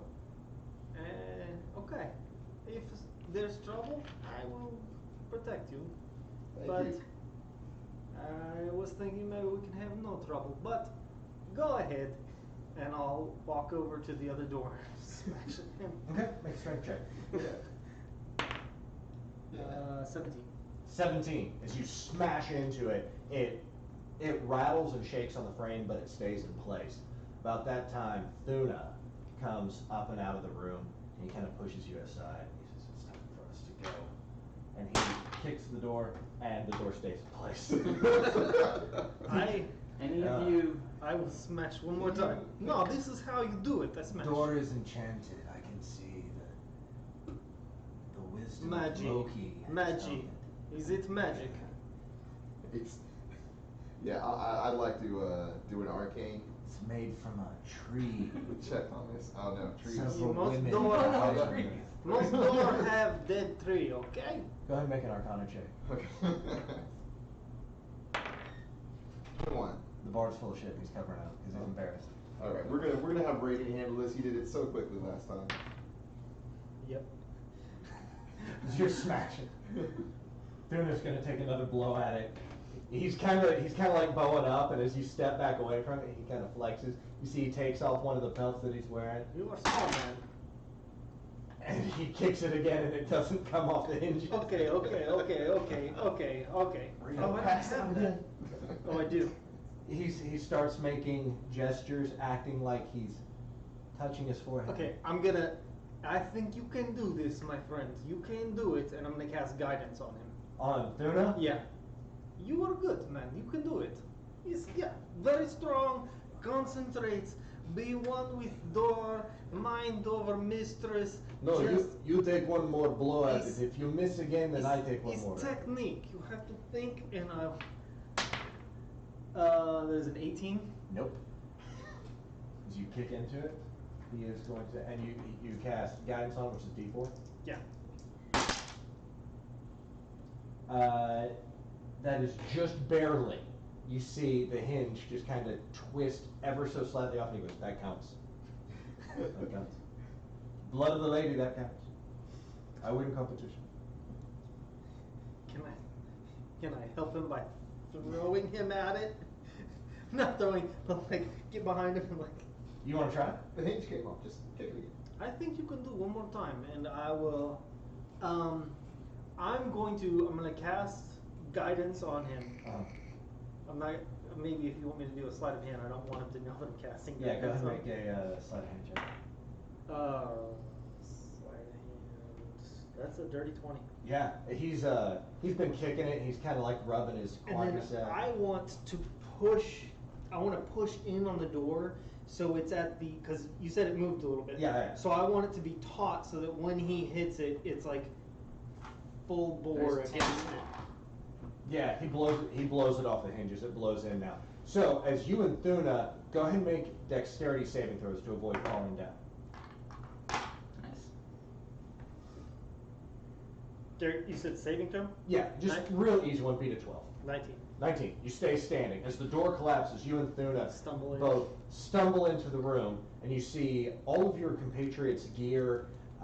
Althea's firearm is leaned up against a back wall in his storeroom, and in the middle of the room, you see a large serpentine form. A large serpentine form of an iron cobra. Is A it security device of gnomish invention designed to scare off intruders as this black iron serpent rears up, and you can see there's the pattern of two skulls inlaid into the hood. I would like everybody to roll initiative, please. I don't know. I told you guys, we can do peace. It's okay. I need to go last. Nice. Damn. Rolling 20s today. It's the second one. All the rest of them have been crap. Throwing them out there. Look at that. Okay. 25 to 20. Not 20. Not 20. We're gonna get cabbage on top. 20 to 15. Title of my sex tape. Like any good Reuben. No. I have a 19, but my question is my dex the same currently? Your dex is the same. Okay, Yes, so but then your I have a movement is 19. halved. I'm not that cruel. I was like. No, I'm legit concerned about I saving almost throws and shit. when you asked him what he was doing for the skill check, I was like restraining myself from going. You're teetering on the edge of taking away 2 of his dexterity. Don't fuck it up.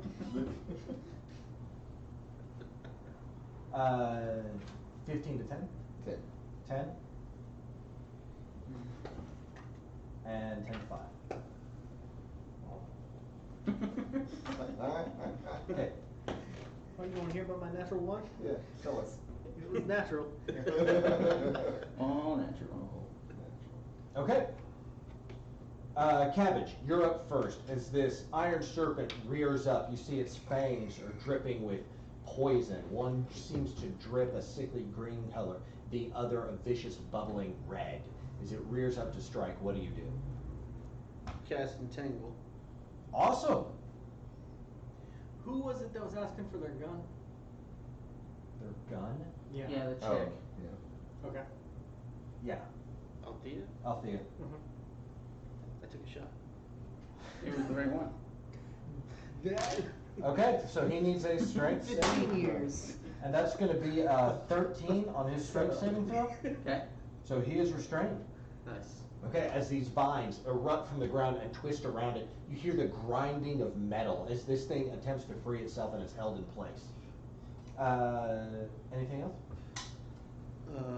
That's your action. You got a bonus action, a little bit of movement if you want. How far away am I from this thing? From this thing, you're in the back roughly, so you're probably about 30 feet away from it. You could get on top of it if you wanted to, but Okay, real quick. yeah.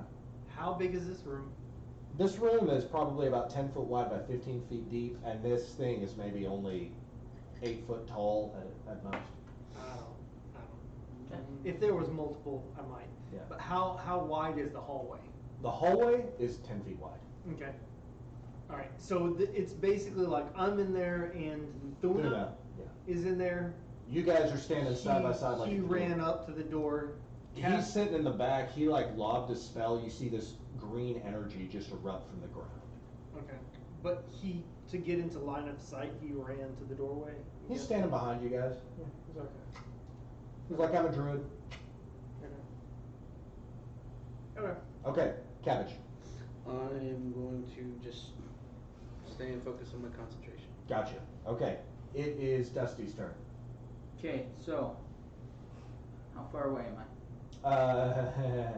From the door, you're probably about 10 feet away from the door. If you wanted to try to make a shot between the two of them, but you don't have any weapons on you. I don't. So I have 15 feet of Yeah. movement, normal. Feline agility gets me 15 feet. Yeah. And then bonus action or action, which I would do bonus action. You would only need about 30 feet of movement to get on top of it, to get to the middle of the room where it I'm is. not trying to get on top of Okay. it. I'd like to get inside of the room investigate for my things, which will be my action, and then, if possible, grab what I can. Sure, I'll let you do that. Go ahead and make an investigation check. Beat a real easy one. You know what your stuff looks like. Roll better than 10 on it. Just a technical question. Shoot. So since his stuff was taken away, he's not detuned from his items. He doesn't have his armor. He doesn't have his weapons. But I'm saying. Yes, he would have been unattuned. So No, that's 24 hours. It hasn't been 24 hours. Okay, so if you lose your thing and it's gone for 24 hours, it detunes. Yes, you break the tune. Okay. Or if someone else attunes in the time frame, Yeah. you would lose it. Okay. Okay. No one else is attuned to his gear, so he's still attuned to it. And he could probably naturally feel that, Okay. because the idea I of just wanted to attunement is- That's know, why I have just for 25. future reference, Yeah, because I you go in been and in that immediately see, situation before. see where they threw your gear. You can grab Rosebriar and you have immediate access to Rosebriar. Okay, I will grab that, It's just a standard +1 dagger until you attune to it, but yeah. but I mean, we just established that I still have to. Oh. Duh. Thank you. But on the other hand, I mean, that was movement and action to find my stuff. Was it action to grab it or bonus action? Am I done? Is what You're I'm done. asking. Okay. In that case, just for flavor, I am sort of defensive, just kind of protecting my stuff. And, Sure. And my foot isn't putting full weight. Sure. Thuna is going to reach out and he is going to attempt to grapple the cobra. So we're going to say Thuna is pink, cobra is white.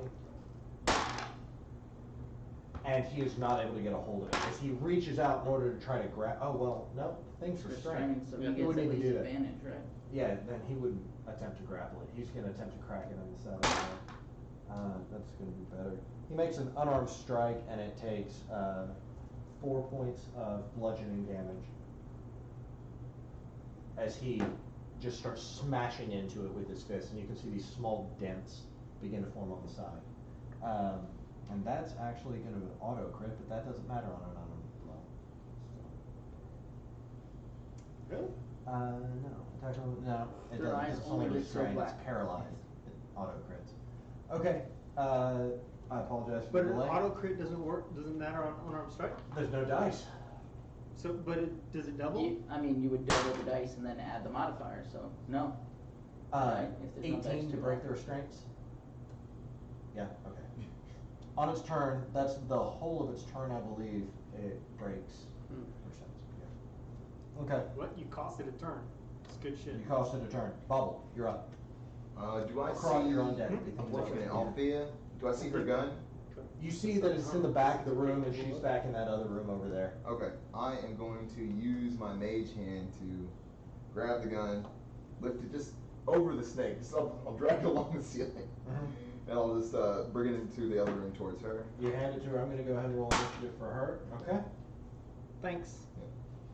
That was my next move, so I appreciate it. Yep. As you hand it to her, I'll say that's your action, your movement. Do you want to do anything as bonus action? Give everybody the thumbs up, and yeah, I'm done.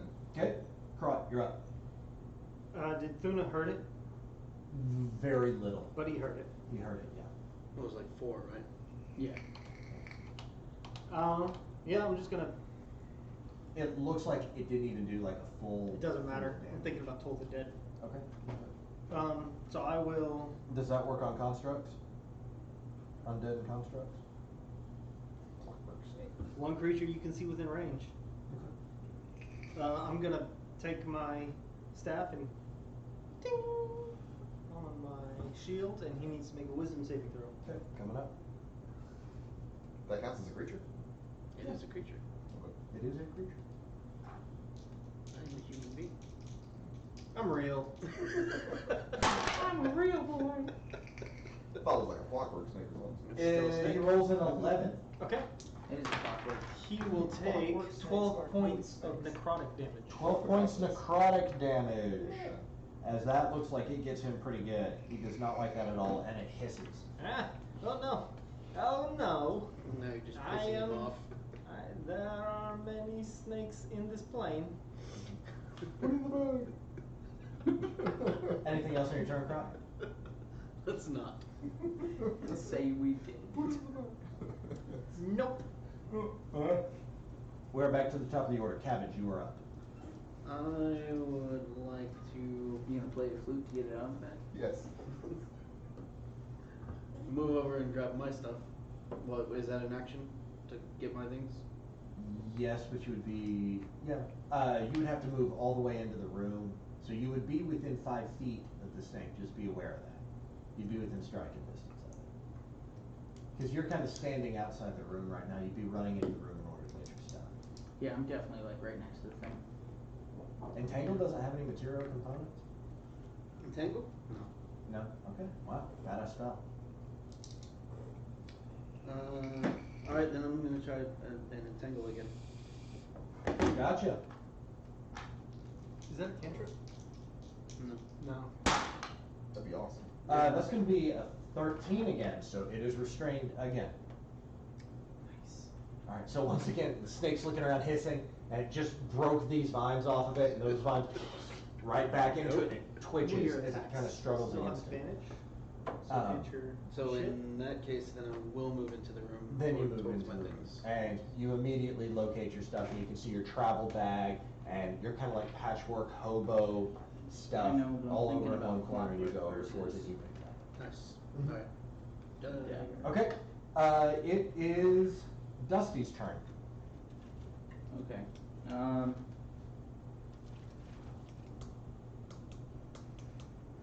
I'm gonna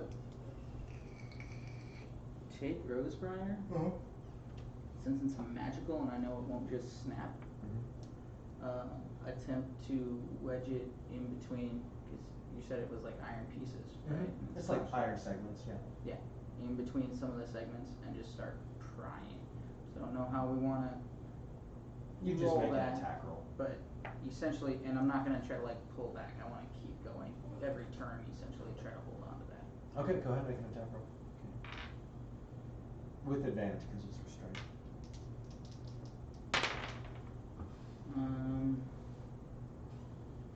27, That'll definitely hit you. and because it's restrained, does any of the rogue stuff kick in? You got advantage. Because your buddy moved in to grab his stuff, and there's stuff that's 5 feet around it, you have advantage on it, so yeah, you can sneak attack on it. Sneak attack is if you have advantage on the roll no matter what, and if you have no. There's certain other caveats to it, like there has to be, you have to either be hidden or there has to be an ally within 5 feet of it. Okay. Yeah. Fortunately, he just did that on his turn, so I'm gonna count it. Nice. I'm in. Good teamwork. I guess I'm like diagonal from it, because you said it's 15 feet. Well, it's you 10 by just 15. told the dead, you stayed away from it. Thuna's there, so Thuna would count. I fell in. Yeah, but it's a little bit deeper into the room, it's like, it's like 10 feet away from you. Okay. 17 piercing, 17 piercing. of trying to basically wedge segments apart. Okay, it is, you hear this popping noise as like 2 of the bands that have been holding it together, the rivets on them pop loose, ping, ping, as they flash off the stone wall, and you can now see that there's like this inner clockwork mechanism, like a drive shaft, that's been wrapped around bands, or that's had bands wrapped around it, that's basically operating this thing. Anything else on your turn? You made an attack roll. It did. I'd like to. What are my bonus cunning actions? No, I'm good. Okay. It is Thuna's turn, and he is going to.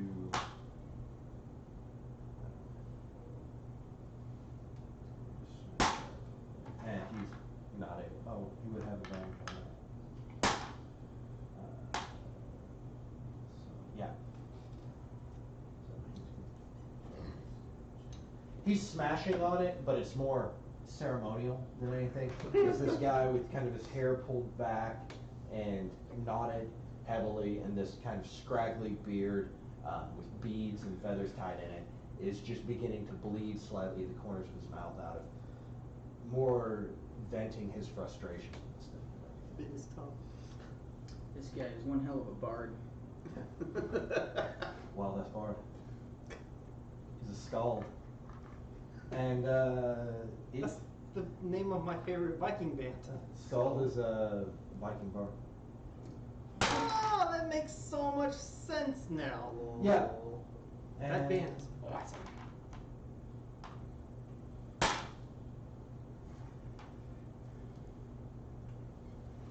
you hear an explosion as coming overhead, all of a sudden a small hole opens in the side of the face of the cobra as Althea lets loose with a shot from her blunderbuss. I see Akira just now. This half-elven girl kind of recoils from the blow and immediately pulls the hammer back, breaks the gun open, and pulls out a small ball bearing and begins loading it back in, and shuts it up and pulls the gun to her shoulder to fire a second shot. But it's a loaded weapon, so she can only do one on turn. Yeah, that's going to be all of her turn. The Cobra is going to try to break restraint. And that's a nat 20. It breaks restraint. And it is Bobble's turn. Krot, you're on deck. I am going to just toss a quick firebolt in its face. Okay. 10 to hit. 10 does not hit. Okay. I'm gonna make my way towards the stairs that we came down and just listen for anybody coming. Okay, make a perception check as your bonus action. Come on, Nick. 6? Well, like we There's have a been, big we'll fight going and your ears are ringing from the gunshot that just went off. You're not able to see anything going on up there. Cast mass lesser restoration. Give everybody the thumbs up. I'm done. Everything looks to be good to go. No one's coming. What color is his beard? That's how you really know. Krot, you're up. I can't Don't see. touch, hide my don't beard. touch my friends, please. Charisma saving throw. Charisma saving throw? Yeah, I'm casting Bane. Don't touch my friends. It literally has -5 to charisma. Okay. So It you're is not a very giant charismatic. iron snake. That is going to be an 11. Okay. So you know, just whenever he attacks somebody, add it or subtract the d4. Subtract a d4. 1d4 and subtract. It's the opposite of bless. That's bang, yeah. Yeah, I love it. Okay, Oh, that anything cost else me in a your turn? spell slot. I would like to First level. undo that. Nope. Fire rises. No, I'm good. Okay, That was not the Cabbage. time for fear. back to the top. As you have just heard gunfire and misplaced fireballs, and you see this strange aura of necrotic energy beginning to coalesce Turns all into over a the snake. big dude and grabs the snake's arm. Does it have arms? No, it's a snake. It puts shadowy hands over its eyes. Yeah. Big Does the arm. snake have arms? Big beefy arm coming out of the back of It's his a neck there. construct. I don't know. It's like it's a Snake's robot. I showed you a picture. I thought I saw arms. I don't know. I don't have a keen mind. God damn it. I remind him. The snake does not You have The snake you is hear scary. Bob from the other room. Snakes don't have arms. The shadowy figure reaches around, can't find arms, and just puts its hands over its Yeah. eyes. What would you like to I'm do? going to turn into a bear. Turn into a bear? Yes. Okay. You turn into a brown bear? Black bear? Black bear. Black bear? You are an adorable black bear, but Yes, also I a am. badass. You're damn right. Yeah. And A I'm little going- bit mangy. You've got like dreaded kind of Yeah, mad no, fur. in he's some still places. like, gutter Yeah. elf. Yeah. So he's a gutter I'm a bear. gutter Gutter bear. The lesser known of the Care Bears. The I don't care bear? It's the Garbage Pail Kids Care Bears crossover that everybody's been waiting for. Fuck. I'm gonna multi-attack. Okay, go ahead and make your first attack roll. Yeah. It's 23. That'll hit. Go ahead and make your second. You get 3 attacks? Or 2. 2? Okay, go ahead and make both attack rolls. Okay. That is 15. That hits also. Go ahead and roll damage for both of them. Yay, 1d6 and 2d4. So that's gonna be 7 Mm-hmm. and 2d4. 2d4. Two pyramids. Yes, toucan. Or what is it called? Oh, nice. So 14. 14. Okay, here's how you do No, this. 15. Sorry. What You the s- fuck is the bonus of? Oh, you 15 total Yeah. with the 15 for both of them. Okay, 15 for both of them. Okay, you smack it first with your claw, and you catch the underside of one of the plates, and you just rake up. Then using your mouth, you lunge in to the drive shaft, the gears of this thing, and you find like the main clutch drive of it, and you just rip it out with your teeth. And you see the eyes in this thing kind of flutter for a second, and then go still, and the twitching of it stops, and it just collapses in a heap on the ground. finely polished iron lying unmoving on the ground as this black bear stands there with this enormous spline, like a spanner rod in its jaws that you just ripped out of the middle of I its saw jaw. this. Yeah. And Buddha looks over at you approvingly, and he goes over and kind of pats you on the back. You feel he takes a little clump of hair out of you, and he puts it in his own beard. And I smack him. Make an attack roll. Oh, gosh. Just a little. I'm Oh, just a little one? Just a little one? Just a little one? Don't do that. He kind of grins at you. He goes back to putting it in his beard. You see, his normally kind of like dirty dishwater blonde beard now has this one very noticeable black clump of fur in it. When he changes back, does that stay? Yeah. Missing the patch. It's just like, see his skin And is just we're gonna torn take like a out. 5-minute break because it's 8 o'clock and we'll come back to it. Okay. And I need like a power. And I need to just kind of stand up. What kind of skills do I have? What else can I be? How can I multi-class this? I'm a bear. We're gonna have to amputate the leg. I'm sorry. Jesus fuck, man. We're I know gonna- you're a gnome, but are you enough of a tinkerer to handle this We'll shit? figure this leg thing I out. It's not a horse. Huh? I can smell. Has Oh, Chris, green the first gang. wheelchair. You got a rogue in a wheelchair. And sneaking up on you. Obviously be a champion. I attempt to hide. They can hear your wheels on the ground. Oh shit. You remember that movie, Don't Be a Menace in the Hood? Yeah. Don't be a menace while you're drinking your juice in the hood or whatever? Don't be Yeah. minutes in South Central while drinking your juice in the hood. Yeah, that one. Yes. And like Damon Wayans got like the baby legs in it. Is that where they came from in Deadpool? Do you realize that first? I never realized until I watched Game of Thrones again that Deadpool in the very beginning, he's like, this guy's got a heat. Wore the brown pants. That was the joke that Salvador Well, the pirate San told. told Yeah. in the bathhouse to all the hookers, and then Davos came in and ruined it. Ruined the punchline. No. No. I mean, he had so many other jokes in that movie. I give him a pass on that one, but I mean, writers steal material all the fucking time. yeah. Yeah. Everybody steals. Dane Cook and Daniel Tosh, which I like Daniel Tosh better, but he's got a number of jokes that I definitely heard from Is Dane that show Cook. still on? I don't know. I don't have like that kind of TV. We do it. So I don't know. Comedy Central's online now. I don't know. I'm sure it is, but like the last time I tried to watch anything on it, you still had to provide your cable provider, which since I don't have one means couldn't really watch shit. I tried to like steal my parents, but they could tell when I was on my parents' network, which is where I did it first, and when I was at home, because gotta love the information age, and so they wouldn't let me use it at home, and so I just gave up. I was like, fuck that. I think the only Key and Peele I've ever watched was on YouTube, and I've Yeah. watched a lot of it. Same. Yeah.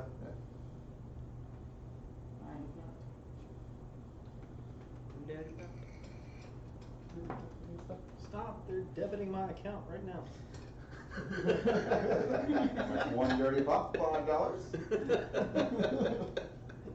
You don't dirty pop. Monster. Wisdom. Well, that was $10.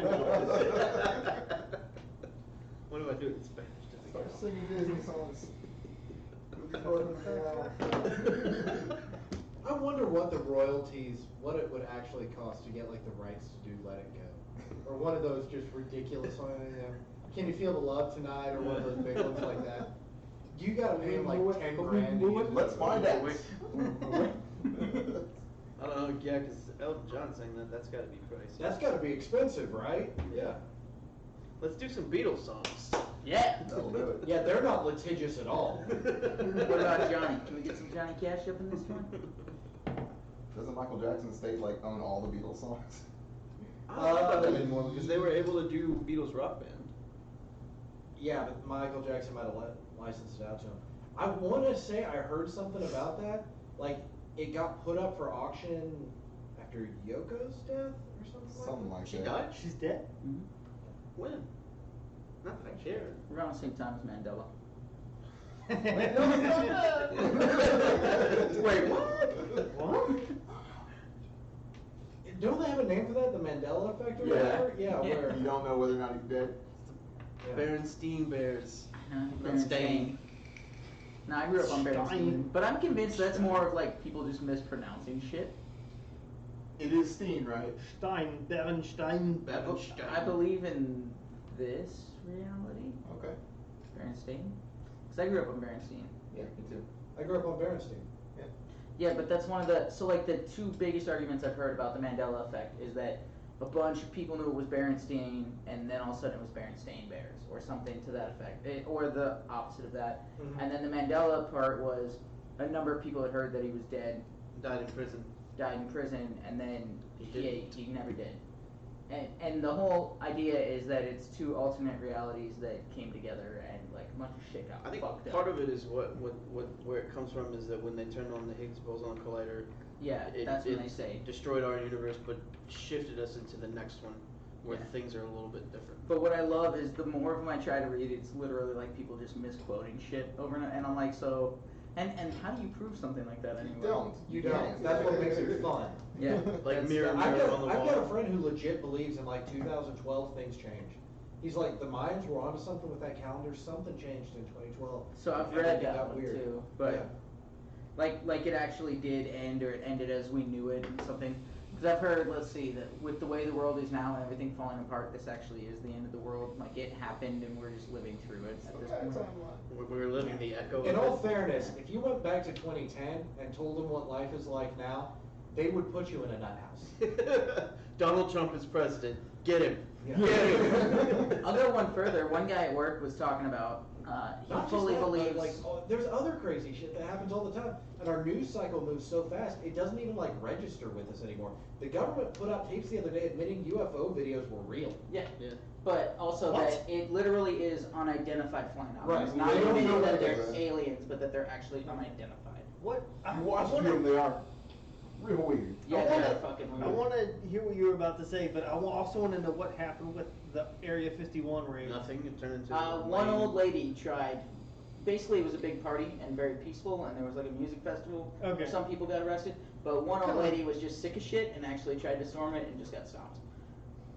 So it just turned into like No. You a shall not Woodstock, pass. Yes, like let's Yeah. just gather around and have like an alien party and basically, yeah. All things considered, probably the best possible outcome. More than likely. Yeah. So what I I was thought gonna say everyone is was gonna some guy die. at work decided to tell me that he fully believes in simulation theory and that he's taken a bunch of DMT, and that's a lot of why. Which Can the you give me interesting some? part of that is that the more I read about DMT, it doesn't seem to matter where you are in the world.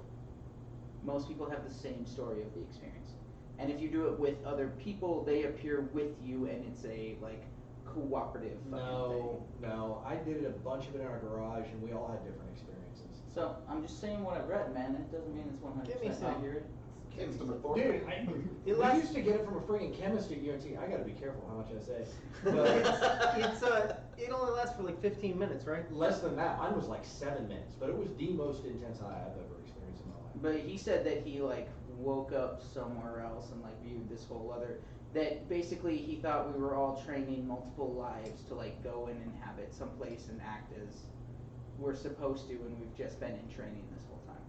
I need That's some. like That's I a need, way different simulation theory than I was thinking about. I need to believe in God again. Give me some DMT. That won't do I it. don't think that's how that's. It, Yeah. did for me, Really? even when I was an atheist. Yeah. Because I Well, yeah, 'cause was a lot of people Saint said Peter they on the talked Sea to of a Galilee. God. The only problem was the boat was my garage door. I walked in, and my house was now the persistence of memory, that painting by Salvador Dali where everything is melting. Yeah. That was my house.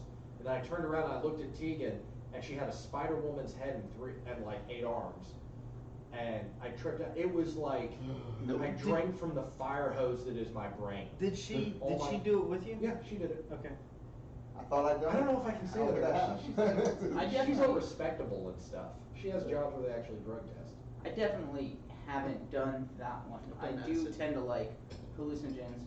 Acid is fun because okay, so I like shrooms, but a lot of that is very natural in what Yeah. you see. Oh, sure. Like I absolutely love them. We should I do think shrooms and play D&D. the fun part of acid is well, Yes. last time I tried to play any kind of game on shrooms, I got like 3 hours in and then was like, no, I gotta go, and like had to go just be outside for a number of hours. We need to do like just a shopping session or something like that. No combat or nothing, and just take like 1 cap and be good. But so acid on the Put other some hand, music yeah, I'm on down the for that. I love microdosing shrooms, All right. and Yeah. psilocybin.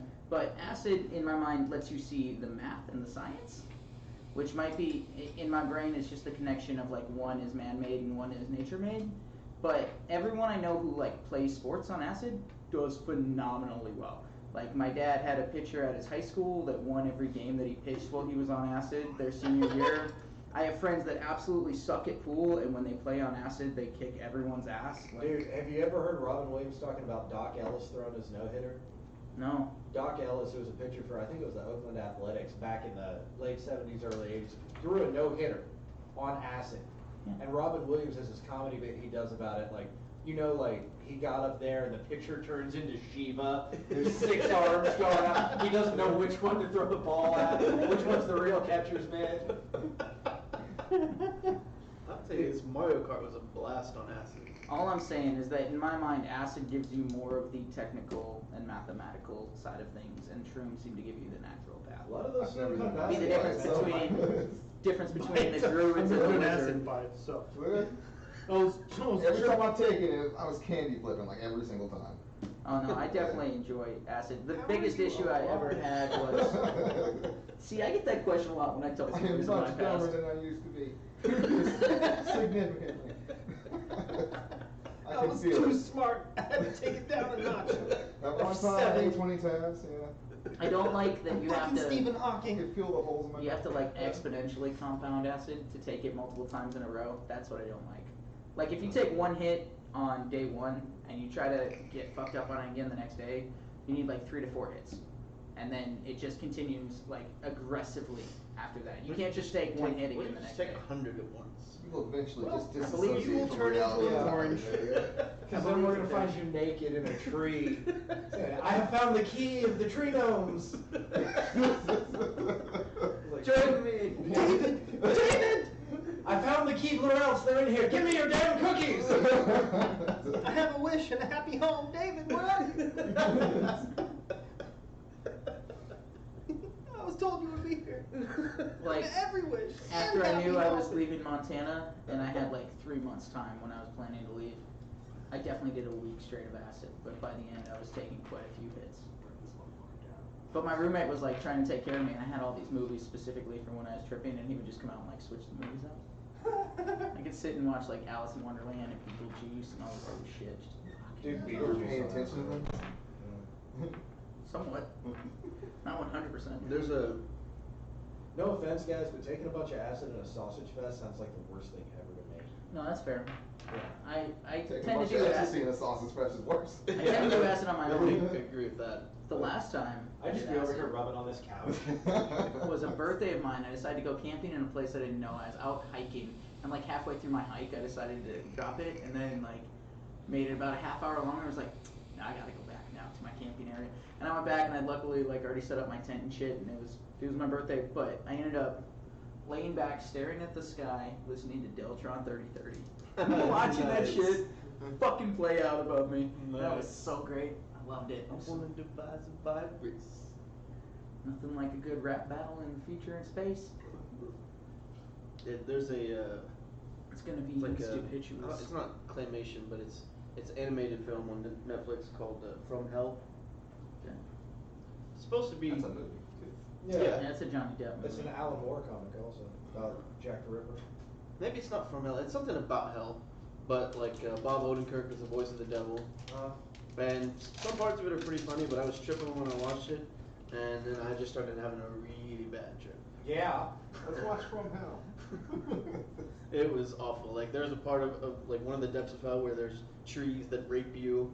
What the fuck? That's not the one where like he's working at like it looks like he's wearing a Verizon shirt and he's working like a cubicle office that's basically working in hell. Is it? I don't. That was I on was Adult also on Swim acid. for a I while? don't remember That's fair. everything. But there were some funny parts. Like there's a Taco Bell Pizza Hut in hell that is always out of pizza. But so the guy's like, what do you want? What do you want? He said, can I have a pizza? We're out of pizza. I said, okay, well then he's like, just order a pizza. It's fine. We probably got some. Can I have a pizza? We're out of pizza. I had a bad time watching Friends on mushrooms. I would never watch From Out of Hell or whatever the fuck. Yeah, it was a bad idea. It wasn't my idea. I struggle with a lot of like The main reason I was able to watch a bunch of movies was because I was pretty mellow on it at that point. Because most of the time when I'm on acid, I like to go outside, and most of the time on shrooms, I like to go outside. Both times I like to stare at the sky. That's a I good will idea. say, one time on shrooms when I was staring at the sky, I swear to God, I saw 3 figures like staring down through what looked like a well at me, and I just watched them. They watched me. That was intriguing. I saw Santa Claus flying through the sky on shrooms one time. Fuck yeah. No, I was pissed off because it was August. So he's got to I keep told an him eye on to go home. somehow. Dude's entitled to a vacation every now and again. Freaking, that time I did it with Colby and Adam and Damon when we lived over there next to UD. Yeah. I was freaking out, of course. Of course. So Damon's like, we need to go outside. And I was like, okay, take me. And we went outside and he wanted to like show me like the cityscape. So we walked out. Through those woods? No, just over, like Okay. we walked from the apartments out towards the campus Okay. to like just an open green. Did y'all live in like the old mill apartments over there? Yep, that's where they live. Really? Yeah. What year was this? A long time ago. Shit, how long ago did you meet Sam is what I'm about. Yeah, that's what I remember. I was, Like, we might have fought. I don't know. no, I would remember somebody as tall as you. I'm getting fights with their When I was shit. walking across the grass, it was like they had turned on the wave machine at a wave pool. Yeah. Like the grass was just going like this as I was walking across. I'm Yeah, like, that's what really- the fuck is going on here? That was like 15 years ago. 14, 15 years ago. See, I was there in 2000. 2006. It would be 2002, 2003 probably. Yeah, you guys were there before me. Not by much, but yeah, but 3-4 years before me. I got so fucked up in those points. Sounds like you did too. Guessing it's because it's near college. It was also a sausage fest at that point in time too. Because there was a lot of very conservative young ladies there. What was that? The gas station in front of it, the PDQ? PDK. Ramen all day. That's all you. That was your only option. Yeah. That's all there is. Right. You know, unless you want to go back towards 183, and there wasn't much on 183 back then either. No. Yeah, PDQ all day. That was it. But I think. Well, no, I wasn't. You wouldn't have been old enough to drink at the bar that was there on campus, would you? No. No. No. No. My roommate worked at the bar though. So, Oh, really? Yeah. So you still drink there. That always tricked I like me that out. you're That like, was- nah. For a long What I time, know. that was like, I don't know if it is the oldest bar in Irving, or if not, it's in contention. Huh. That might be the oldest bar in Irving. That cafeteria. Oh, yeah. The new art building's actually pretty nice. It's pretty, but the rest of the campus is ugly. It's an ugly. You have fond memories though. Well, I'm glad it was good for you. Probably some that you don't remember as well. Yeah, the best ones. That's gone. That's gone. What happened to your keen mind? What's Okay. in effect? Candy flipping. I don't know what that means, but I put pieces together and I now know what it The means. parts of my mind are still intact. I'm very keen. Yeah. I wonder what you were like before. I wonder what I was like before. 'cause Apparently I someone barely just remember. watched us have an I was an asshole. 18-minute conversation about drugs. Nice, good for them. Yeah. Hope you enjoyed it. I hope you learned something. Some mistakes are best learned on your own, by yourself, having fun. The hard way. Get a babysitter. I disagree. Get a babysitter. No, babysitters are good, but I mean, you know, don't take other people's word for it. Try it out. I Say fully yes. advocate. I Say fully yes. advocate. Fully Alright, advocate guys, so experiences. you just finished defeating the Iron Cobra. Everybody runs into the room and begins grabbing their stuff, reassembling their gear, pulling on their leathers, their studded armor. You guys, all having your Yeti skin coats, take them off and start putting your gear on. You get set up. It's only about 10 minutes have passed.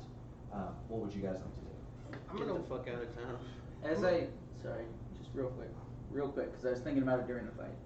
As I'm grabbing all my stuff, I want to find that sling ammo that we found. Yeah. That was +1, and just hand that straight to Althea, because I have no need for that. Did you have that, or did Gabby have that? No, she gave it to me. She gave it to you? It's in my inventory. Okay. You give it to Althea, and she breaks it open and checks the caliber on it and shakes her head and says, yeah, I can use that. Actually, is there anything in the snake debris that could be of use. Do you want to spend some time trying to disassemble RoboSnake? Nope. I mean, he's got to be in some Put him in pieces. the bag. I mean, yeah, you can take it apart and take the gear work and the mechanisms out of it. You can see that there's some sort of poison that's dripping out of the fangs. I'm Rip gonna off the taste head it. and put it in the bag of holding. No. It's, Yeah. it's heavy. It's made out of iron. It ain't an easy. I'm gonna help everybody like get their stuff on, but I'm just acting busy until everyone leaves the room, and if there's anything left, I'm going through it. All that's left is basically leftover widgets and tinker parts. So there's some springs, sprogs, cockets. Sprockets. And No, cockets. cockets. Yeah. Cogs are basically sprockets. Some cockets. Some cockets? Yeah. I could use a couple cockets. Combination of a cog and a we know. sprocket. Hey, man. You said there's like poison dripping from the fangs? Yep. You should collect that. I will just very quickly see if I can find like where that's being stored. Okay, make an investigation check. 16.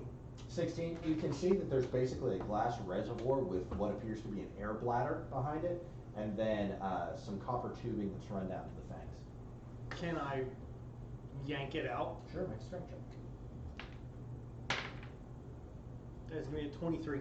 Yeah, you reach in and you're able to grab it. Go ahead and write down 4 doses of Iron Sounded like Cobra you rolled a venom. D4, so that was probably a good roll for you. Yeah.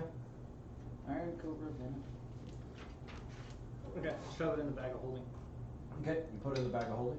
You, standing at the top of the staircase, see a flash of light from the other doorway, the one that's off to the right, and then silence.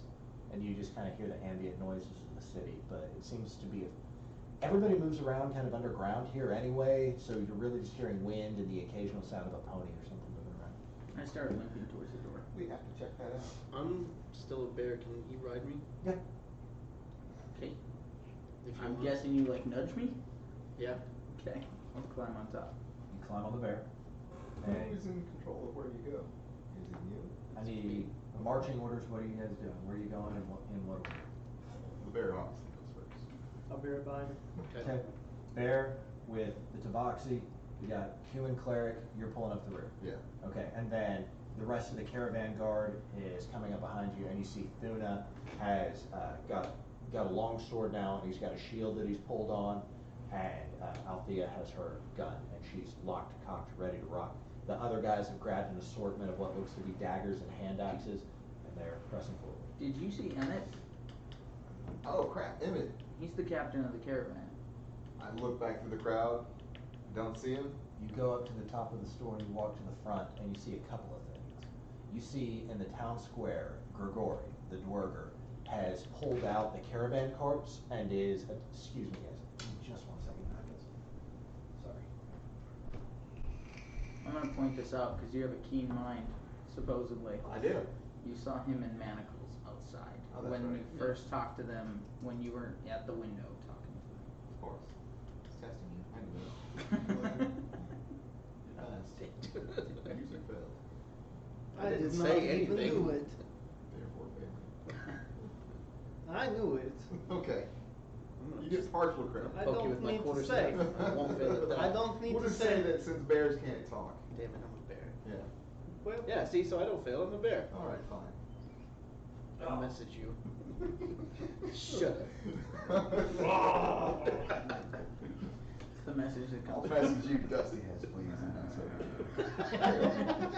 You're not supposed to tell anyone. okay. He's gonna find. what you missed was that Dusty Picked it has up in that fleas and one now he Bronco. does too. Okay, congratulations. Yeah.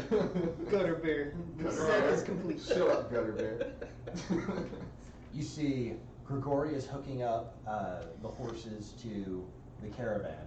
You also see Lusage and the large one-armed tiefling man have Emmett, and they're talking to him cordially enough, calmly, but he is standing with his hands tied behind his back. Let us walk out like this is what is supposed to happen.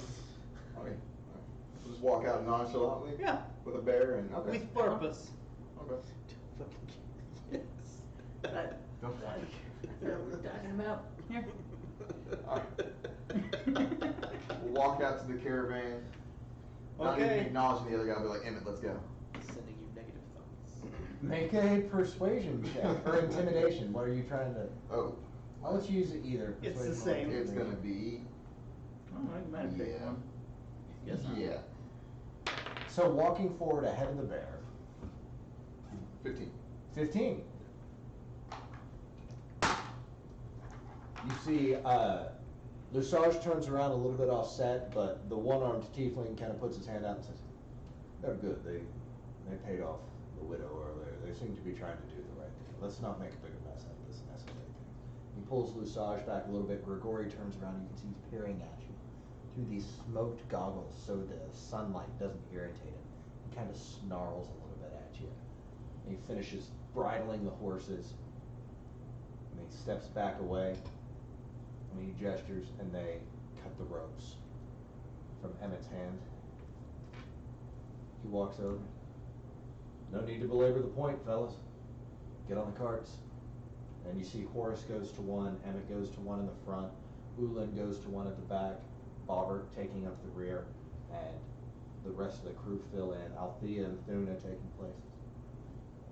Whip the horses, and they begin to go to a low trot, heading out towards the south side of town. I towards know the north he end. lost some people. I'd like to take up essentially where one of them was. Done. You jump into the third cart. You're still a bear. Turn back into not a bear. You turn not into a bear. You turn into an elf. Yes. A low elf. A gut elf. And any cart in particular you're jumping in? Whichever one has space available. Okay, you jump in the fourth cart with Bob. How many carts are there? 4 total. 4. He jumped in the third one. Third. I'll get in the second. You get the second. I'll hop in the cart with him to inspect his missing patch of hair. You hop in the cart and you notice that there is a piece of like arm hair. And elves normally have very fine, kind of light colored hair anyway, so it takes a moment of investigation for you to realize that there's a small area on his arm where you can tell hair has been plucked out. Would you like me to even that out for you? What do you mean? I can get rid of the rest of the hair. No, thank you. Okay. I was go. like, what? Restoration? Pretty standard. No. Pretty standard. Addition by subtraction. It looks uneven, that's all I'm saying. It's really weird. Okay. I'm good. Alright. What I like. You hear Grigori go, Now that known bastard's gone, if you come back here, there's no one to vouch for you. So, stay away from this place. You especially, I don't trust you. You got a witchy look about you. Is that the stable master? Yeah. I just warned. I know you can't warn me. The devils have tricks like that. And besides, you guys brought a tiger into my stables. I haven't forgotten about that. I'm gonna spit on the ground, curse him in infernal. I'll And say, as soon as the spit hits the ground, I'll just openly say, it's fine, let's just get out of here. They'll all be dead by nightfall without us here. mush. But, yeah. as you say that, you Party warriors. travel out of town. It is early in the morning, probably about 10 a.m. by now, not even that, maybe about 9:30. And you begin to head south down the area that's called the Northern Means. It's a split from the 10 trails that you had been on. It's considerably rockier traveling, harder passage, more elevation changes, a few switchbacks. As you anticipate, there will be 4 or 5 days until you get down to Luskan. So, who wants to make the first encounter roll?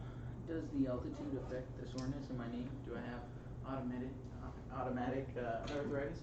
This is how the counter dies. No, it only hurts when it's about to rain. Oh, okay. Yeah. First day passes uneventfully. The terrain here is rough and cold. You pull your Yeti skin coats in tightly and wrap your cloaks around you, grateful. Radiant Dust spends some time trying to work on getting his leg set. I'd like you to go ahead and make a medicine check. For sure. Do you want the help with this? No, it's okay. I fix you. 19. 19. Oh, so something. Yeah, you get the bone set, and it's pretty badly broken. You're gonna need some sort of magical assistance in order to put it back in place, but you think you can prevent the damage from getting worse. Cool. Yeah. As you guys make camp, is there anything that y'all would like to do in your downtime while you're traveling? Ooh, I have stuff. Herbs, and also take a look at his knee. Okay, See if I know if there's anything in my capabilities that I can do to help. I'll give you an easy one on this one. You would just know nothing short of greater restoration or heal is going to do it. Or heal? Yeah. Is that just a spell I don't know of? Yeah. It's not like cure wounds. No. Okay. Then herbs. Herbs? Okay, go ahead and I'm gonna let you roll on your table for this one. 2 rolls. 2 rolls. Cabbage, as you guys make camp for the night, you find a cleft of rock. And this area feels unusual to you. Even as a druid, there's something unnatural about it. It's stony, it's devoid of life. Cold wind blows here all the time. It borders on desolate through this passage. Anything you would like to do?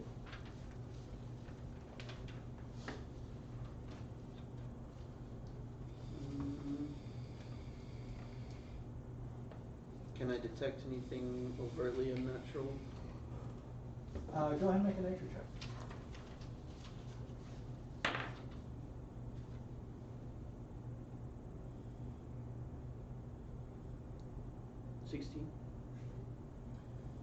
Something jumps out to you. You notice that there are large scrapes on the tops of some of these rocks. And taking a moment to look at them, you realize these are mostly old, but these are from a dragon's claws.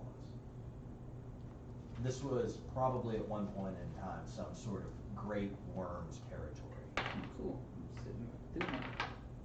But it's no longer active.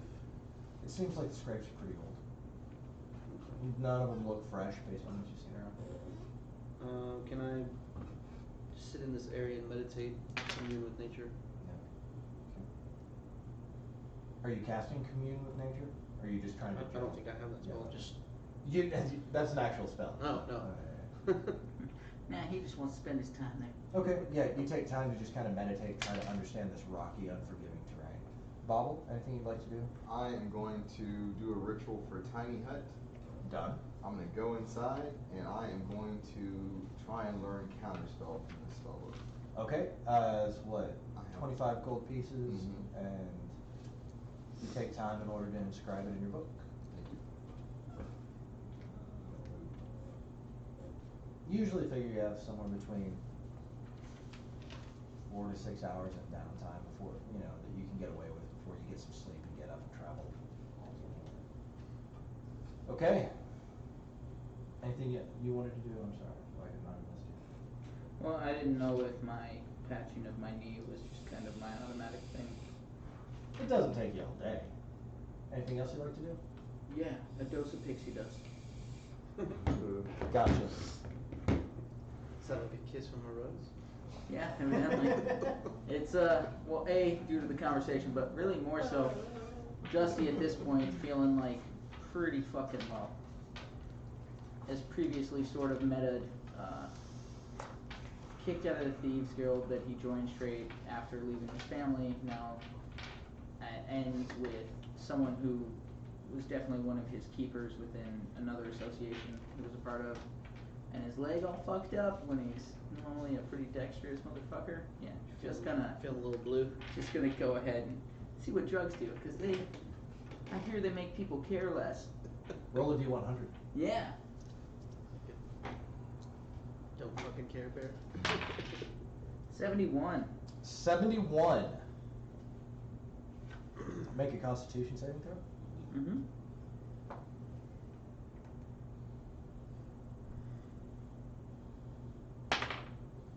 Three. 3. You feel amazing. Your whole body begins to tingle as you lean back. You think the world is my oyster. And where were you when you took this, The back of the third the card. schneef? Back of the third card? Cabbage, you look forward and you see him schneef out of this pink bag. And all of a sudden he leans back, he's feeling good, your leg doesn't hurt for a minute, and then he just nods off and goes to sleep like this. His head nodding down, and you go unconscious. Cool. I'm gonna go keep watch over him. Okay. He wakes up after about an hour, and you feel fantastic. You feel great. Feel like you can do it again. Cool. I'm gonna give him the 2 scrolls that I found. Okay, yeah, you need to roll identify on those. Alright. I found 2 magic scrolls in that place. How many hours does it take you in order to copy your spells? Is it 2, I believe. 2 hours? Yeah. Okay, I'll let you identify the scroll if you like. TikTok is gone, right? Straight. Sorry, the clockwork dog is just straight gone. Yes, it was taken Yeah. away from you. You Yeah. didn't see it in with your stuff whenever you got it. Thank you for reminding me of it. It was not in with your gear whenever you Yeah. collected it.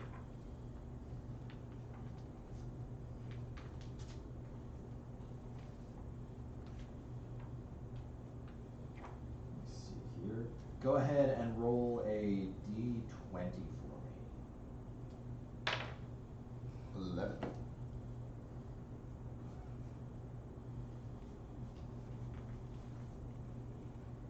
It is a scroll of fireball. Word. One last step. Make another d20 roll for me. 11.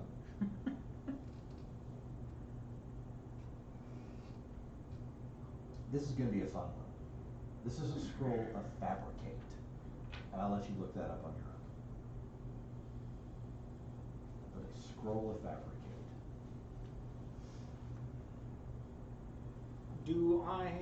How much time do I have left? You spent about 2 hours gathering herbs. Yeah. How much time do I have? 2 more. I'll say if you got 2 more. Okay, I'm gonna dick around with a lot of. You want to make a couple rolls on your table? You.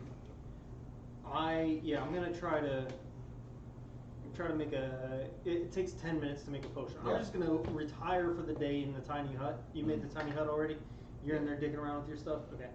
I'm gonna come in there and I'm gonna try to make a healing potion. I'm gonna try to maybe extract the venom out of the snake. Okay, real easy on that. Just go ahead and make a dexterity check for me real quick to see if you can Got get any out of this opium? glass. On the 4. Just like pour it into my other vials. Sure. So 1 dexterity check or 4? Just make one. It'll be a relatively easy one. 19. Yeah. You're able to get the poison out of this strange device. Okay. Question. I have herbs in here where if I was making a poison, I can add those to it and increase the difficulty modifier to be able to make the poison, and then it modifies the poison. Can I try to mill those herbs and With the cobra poison? dick with the cobra poison? No. Okay. That's going to get too confusing and too OP. Okay. Yeah. The cobra poison's actually pretty strong as is. Okay. So, no, I can't let you do it. Good thing Um, that thing didn't get to attack. I will, at the end of this, whenever he comes back, I will give him the 4 extracted cobra poisons. Okay, no problem. But I'll just sit here. You come to consciousness and Cabbage brings you over into the tiny hut and you see Krot working on poisons and potions over in one corner. Bobble is intently copying spells and studying scrolls. You can see his beard is changing all sorts of different pleasant colors. You guys all retire for the evening, having accomplished your goals. You wake up the next day and set out on travel. D20? Is that what you just rolled? For the encounter? Yeah. 3. Uneventful day. Heading Okay. south. Question. Terrain's rough. Do I know anything about the cobra poison, or just that I got cobra poison? Yeah, I could probably tell him by analyzing it. yeah, make a nature check. Do I need to make the nature check? Either one of you, doesn't matter. Can I make an alchemy check? Make a nature check. 16. 16? Yeah. Yeah, I'll tell you. It's just look up the Iron Cobra and you can see that there's a table on the bottom of its stat block that tells you what the poisons do, depending on what you roll for.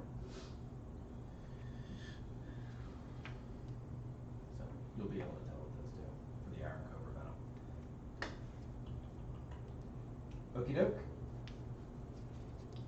Day's travel is over. You guys once again make camp. Anything you would like to do? Speak up now. Look for herbs again? Okay.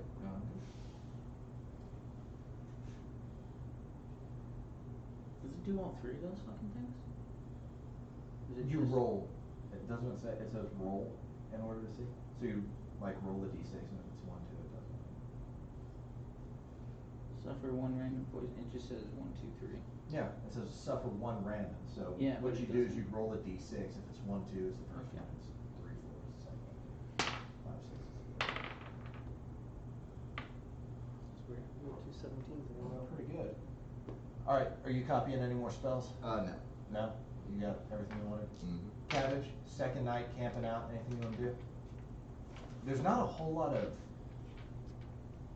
it's almost a little frustrating, a little vexing to you because it's like this place has been sterilized in a lot of ways. Normally when you tap into the green, when you're feeling the old faith, its presence feels weak here. Like it's been wounded and it's become scar tissue in some ways. To try to stave off my frustration, I'd like to prepare a spell. Okay? Good berry. Good berry? In order to pass the time, you notice that Thuna, the bard, has gathered everybody around the bonfire and is beginning to tell the story. And as he does, you notice that he's clutching his shield and beating his fist against it. You guys can hear through the tiny hut? Can you hear Yes. what's going on Yeah, outside? we can see and hear what See and hear everything's what's going on outside. outside. You see as he's beginning to regale this story about Ulfhedin, about where he was during the invasion by Obul's many arrows, the orc chieftain that came down from the spine, that tried to march on Silvery Moon, that succeeded in capturing Citadel Sundabar of the elves, that laid waste to the city of Nesme. And this horrible beast, the offspring of a salacious and lustful woman and a winter wolf that grew to an enormous size, that could lie on the ice for 100 days and not die, that could drink a river of blood and not burst. As it came down through the valleys, dragging men between it, it found Harshnag the Grey, Harshnag the Dour, this great frost giant who had worked with the Grey Hands of Waterdeep.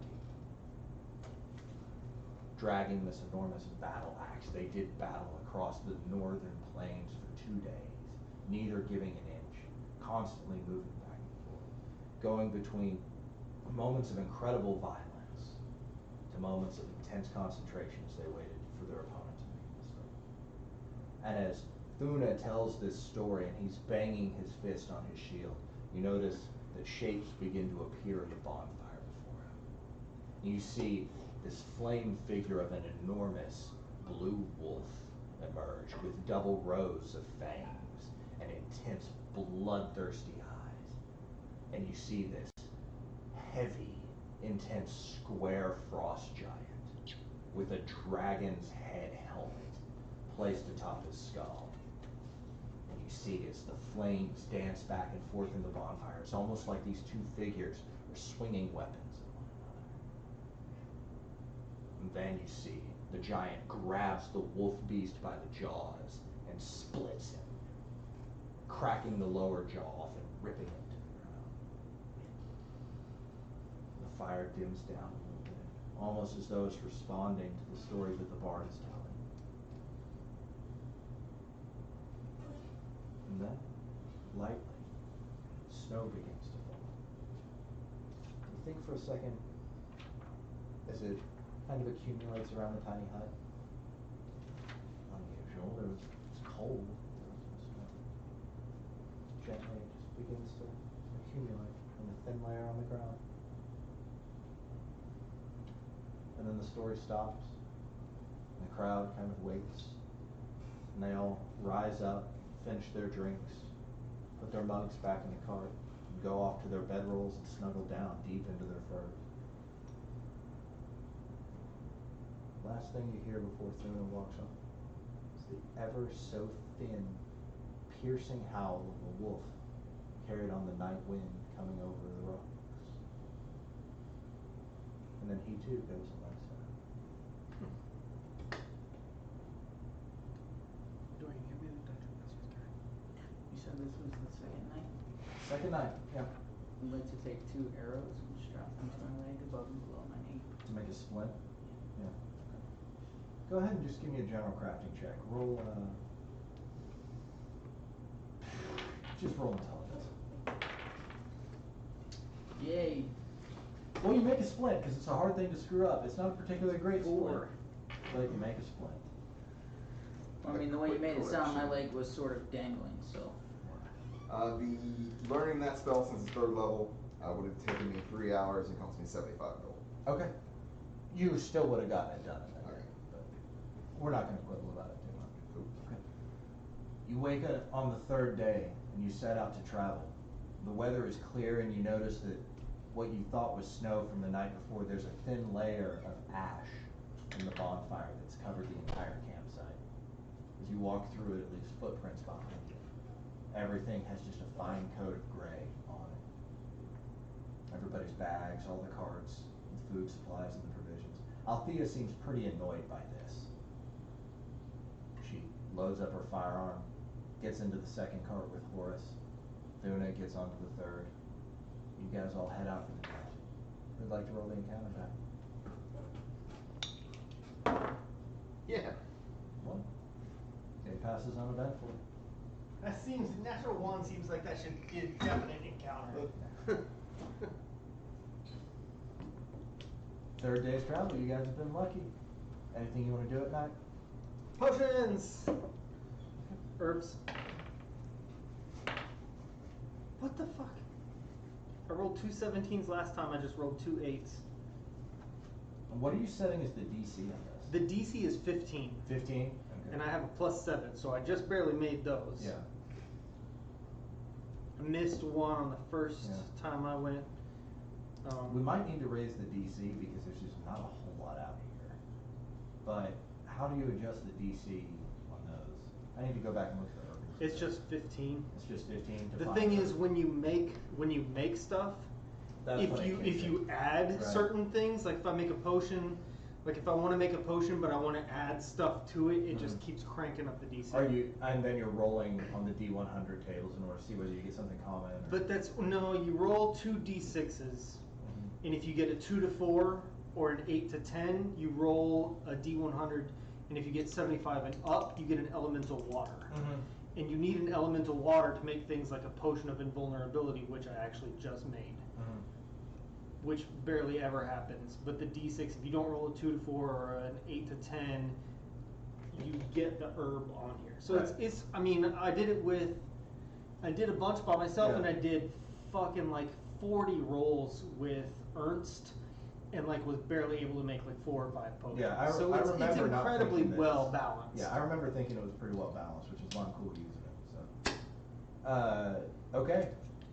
So I got both of those. 4th day passes. Everybody's settled into a routine. Althea, by now, you can tell, is pretty nervous. She seems a little bit perturbed by what had happened in Huddlestone. As you guys are traveling, she's become a little bit distant and withdrawn. She goes out occasionally during the day when you guys stop and hunts for small animals. She's brought back a couple of jackalopes. Alright. Tonight I learned Fireball. Okay. Can I keep the antlers from the jackalopes? Do you want them? Yes. So, how are you convincing her to give you the antlers? Althea, when you skin those, Mm-hmm. can I keep the antlers? I'll sell them to you for 3 gold a pair. Oh wait, no, you gave me that shot I used earlier. Yeah, I'll give you the antler. I'm saving that She's shot for something annoyed. special. No, she's not annoyed. She's Scared? Paranoid? Okay. she was perturbed or thrown off by the On events in edge. Humblestone. You gotta remember, she found you guys outside the stable, and basically every time she was around you guys, something was going sideways. I was not involved in one of Dramatic. those. And no one told her or filled her in really on what was going on when y'all went down to Fire Shear, so. Her and Thuna are, you can tell from your passive insight. We'll spend the fourth day I talking I about it. really appreciate you actually using that. You can tell that they're uncomfortable with how things went down there, and they're not hostile towards you, and they don't think you were wrong. They just, Not used to that much fun. yeah, that was a level of Not used to catastrophe the- that they were. Yeah, catastrophic solutions to things. They prefer more traditional solutions. We're not called traditional solutions, guys. I will say that after I sort of patch my leg, I've done my drugs. I'll go and sit up front with Thuna on the third card during the day while we're traveling. As you're traveling, he takes time, and you notice he tends to go through fits where he'll talk quite a bit, and then he might go 2-3 hours where he doesn't say a word and he just watches. I won't necessarily offer information, but if he decides to ask, I'm willing to talk. He seems mostly interested in talking about concepts and stories, and so he does ask a few questions about you about different treasures and artifacts and how they relate to stories and things like that. You guys bond a little bit over the time. Anybody else trying to do? Try to talk to Althea. Maybe I can assuage some of her concern. I appreciate your concern, but I'm nervous. Well, technology like what I carry, there's not a lot of people that understand it. I was kind of hoping Thwip would be able to give me more answers, but he seems to have run off to pursue some agenda of his own, and so I'm going to have to go to the SCON and try to find some information on someone who can point me in the right direction about how to build or replicate one of these. You can understand. I'm not trying to be difficult or unlikable. Just if there's anything we can do to make things easier. I appreciate that. You're sweet. She kind of reaches out and grabs your hand. I gotta be honest, I normally don't have a very keen opinion of sun elves, but you're one of the good ones. They would say otherwise. They don't get out as much. They tend to have very narrow opinions. Agreed. I guess those of us who kind of wander around, we gotta stick together a little bit, watch out for each other. Well, I'll tell you what, you'll promise me that if you need any help while we're in Luskin, you'll come find me. Done. If I'm being honest, it kind of pissed me off a little bit that you guys went on an adventure without me. You didn't even think to ask the girl who has a boomstick to come along? Come on. Everything just kind of happened. We were just going with the flow, no really time to think. But I'll make you that promise. Don't let it happen. Yeah. Kind of leans back. You guys are riding down. I'm trying to shoot a rabbit. Oh yeah. Just kidding. I love nature. But thanks for the offer. Not. She laughs. Is it gonna offend you if I do? No, I mean we gotta I'm eat. gonna eat it. We gotta eat. I'm You not gotta eat, wasteful. but I'm a good steward. I appreciate that. But I just can't bring myself to do that. Are you Turn into vegetarian? bear. No, I eat meat again. I'm not wasteful either. But I can turn into a bear and I'll join you. Let's maybe do that some other time. I just kind of like the marksmanship. Pulls out her. And you hear Horace go, "Hey, quit pointing that thing!" Okay. Day 4, anybody want to do anything at night?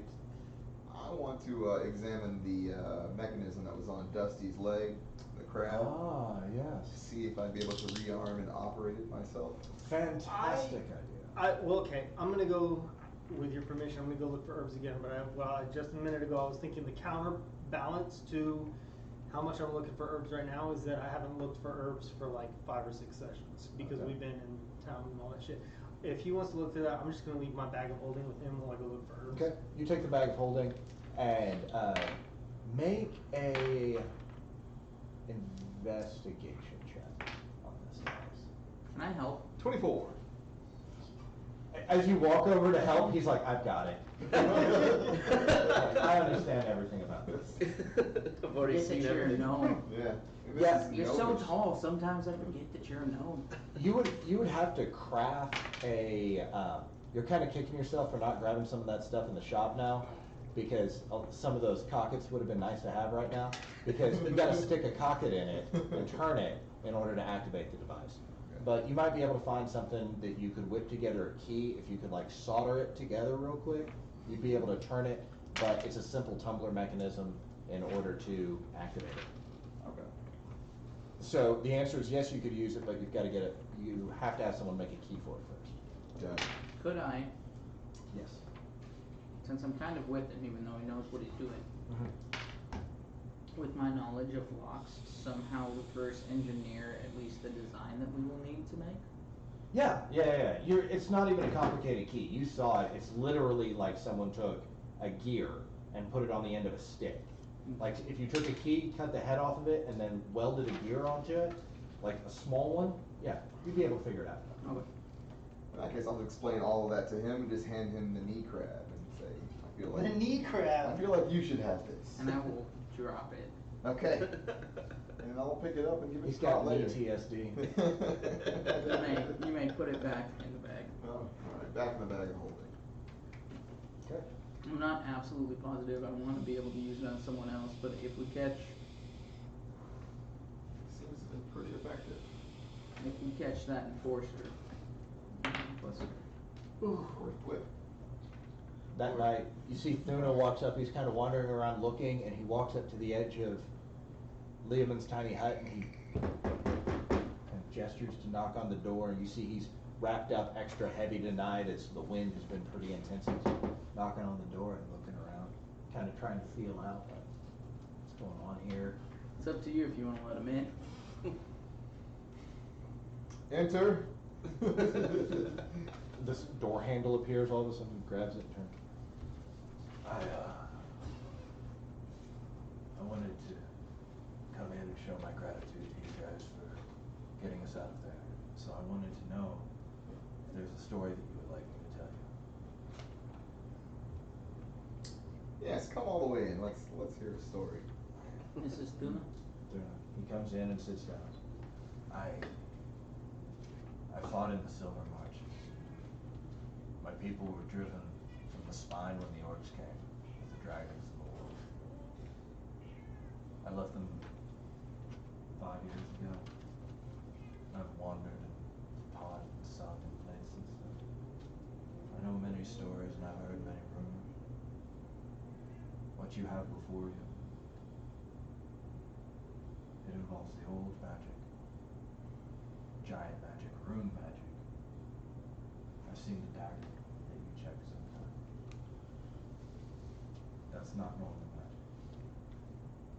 So I would like to know if there's a story that I can tell you that will help you in what lays before you.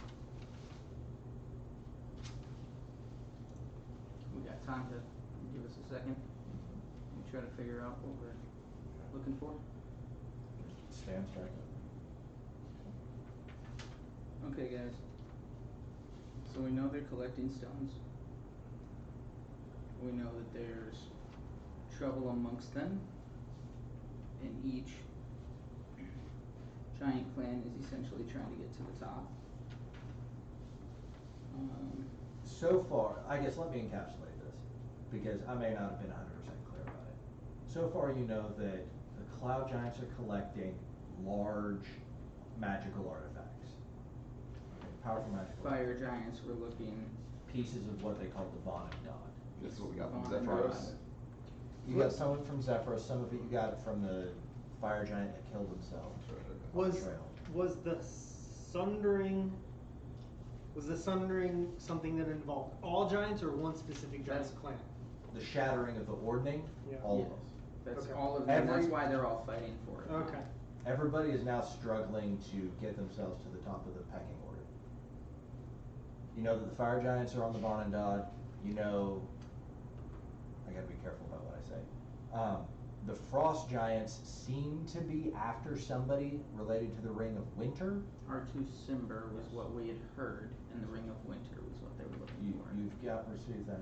The only thing, you haven't seen any hill giants, and the only thing that you've seen of stone giants is you've heard reports of them attacking farm settlements and disassembling the buildings, and you've seen one coming down from Bryn Shander, where they had disassembled essentially, a roadhouse with a stable line, and then made strange structures, like artistic structures, out of the stones. Cloud giants the same as storm giants? They're not.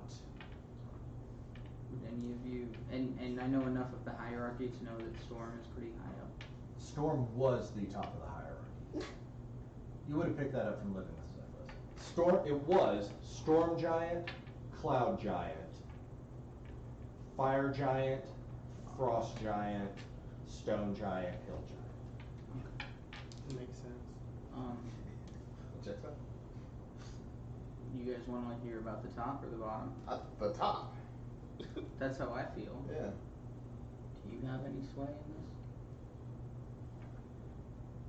I'm willing to hear whatever we can hear, but if you guys have something you're interested in.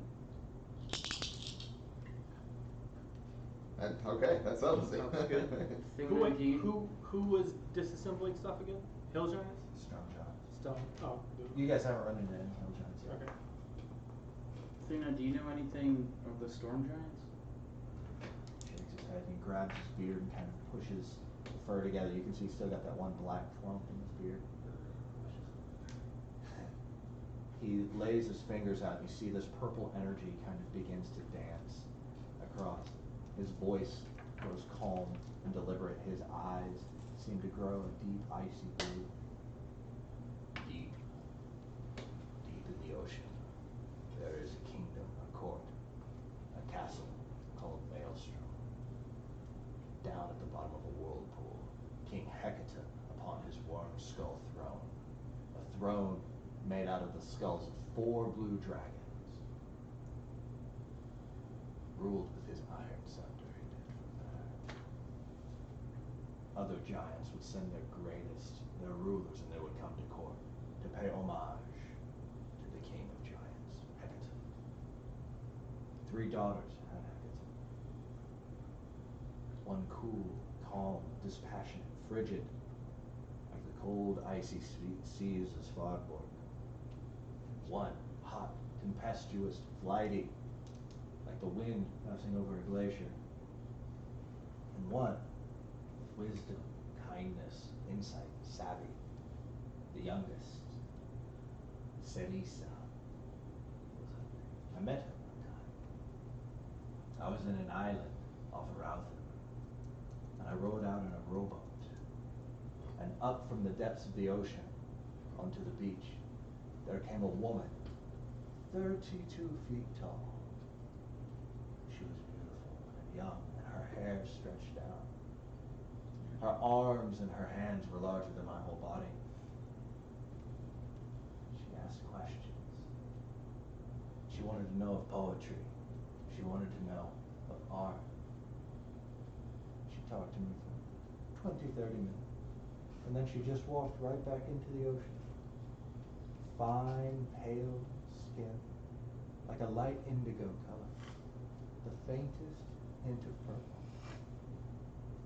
I never saw her again. Serisa, daughter of Hecate, king of the giants, sits on his worm skull throne in Maelstrom at the bottom of a whirlpool. No way to get there. Unless Dive. You drink potion water breathing. the other giants, to get down to the bottom of the whirlpool, they would take a great conch shell and they would blow into it. And the whirlpool would become a staircase.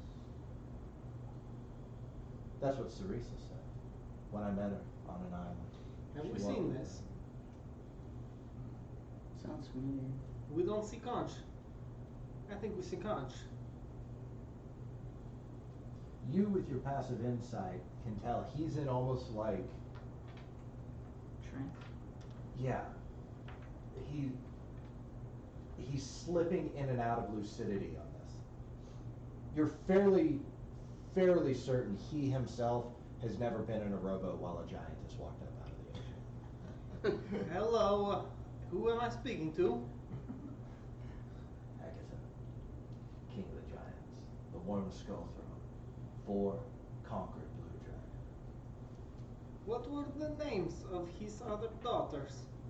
I am very attracted to this one. I never met him. You don't Never know. found the conch shell, never got to the bottom of the water. It is not legend. What's the difference between legend and fact if you've never been there? It could all be true. But also legend has names for story. We don't know daughter's name. Hot daughter, cold daughter. That's not what I've always called it. Okay, this is when I courted them and tell them. You're going to court Yes, the giant king's daughter. yes, he's saying. Tell me which one do you want? Do you want the flighty one or do you want the frigid Frigid. one? Frigid. Yeah, You hot. must have balls like how you say frosty snowman. It is better to have nothing said to you than everything in loud words. It said Oh, that no. a man who has a contentious I wife- promise. I fucking promise you. I know. I never got married. And you can see like the blue in his eyes fades and his eyes return to looking normal. Please come back, Ouija. Hello, who am I talking to? I had one other question for you. I don't know if you can draw back on whatever spirit you found.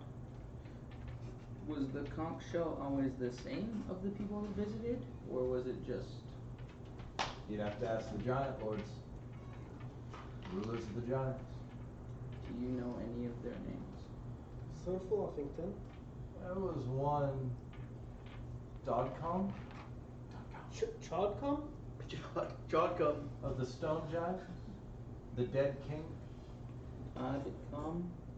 Dod, D-O-D, Kong, king. So King Kong means king. King of the Dead. King of the dead. Dodcom. Dodcom. King Dead. Stone giants? Yes. I'm very Stone good giant. with language. We I am know- 1/16th giant. I know How many from when they 16 came from Iron Slag. 74. I know that the fire giants have Duke Zalto, who rules over them, and they have taken over Iron Slag far to the east, even east of Nesme. The others I do not know. Thank you. At least 6. Oh, I tell you one thing though.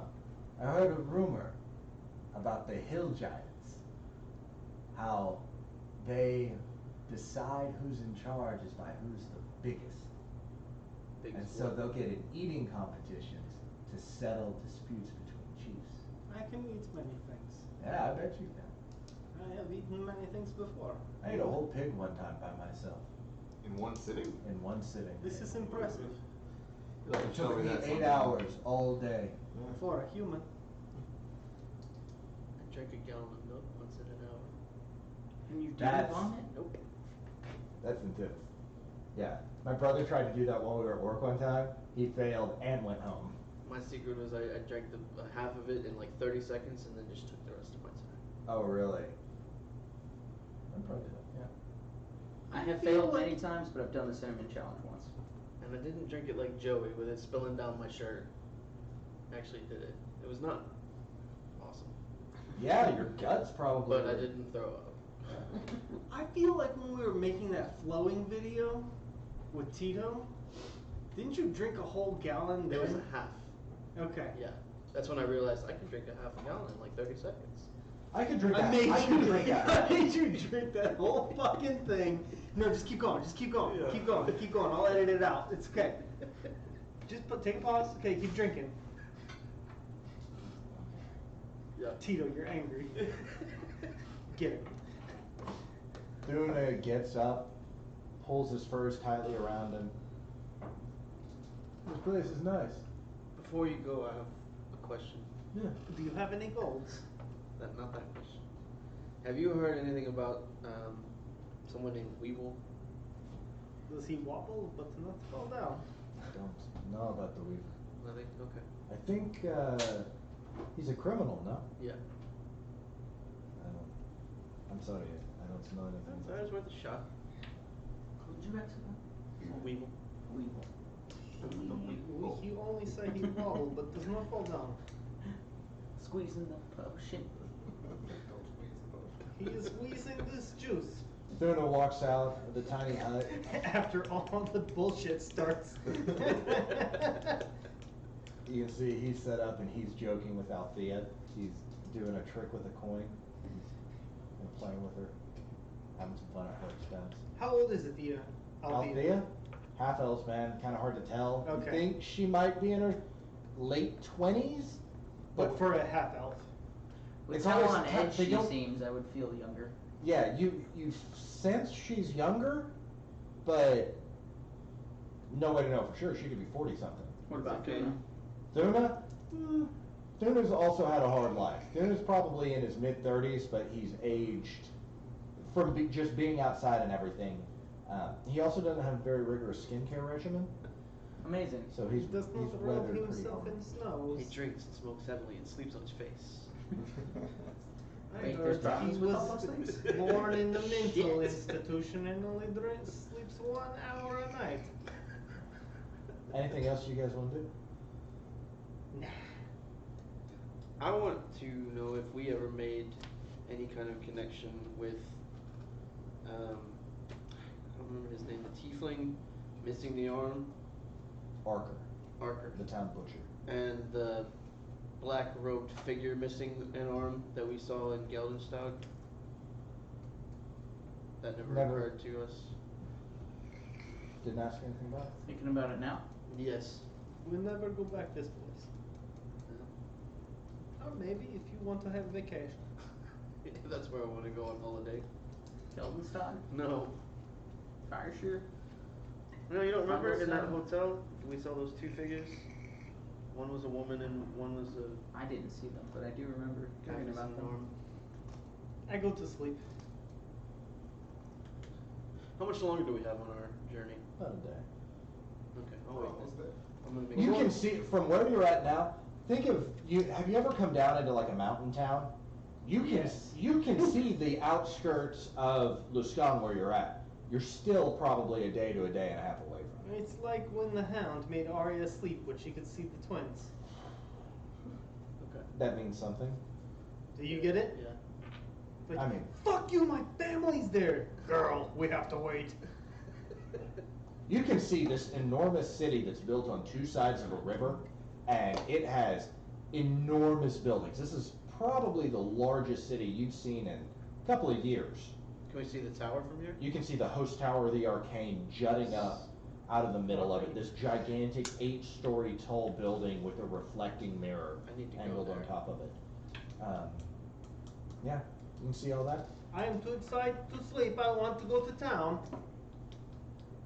I have many things to sell, like my soul, and also baubles. What's the Whatever. fourth spell on the first level? I don't know anything. Mage Can I armor. sell your Mage soul armor. also? Mine? No. You don't have. It belongs to nature. Yeah, It's but already spoken for. All right, Tell who wants to them. roll the encounter die? I do. Yeah, do it. 7.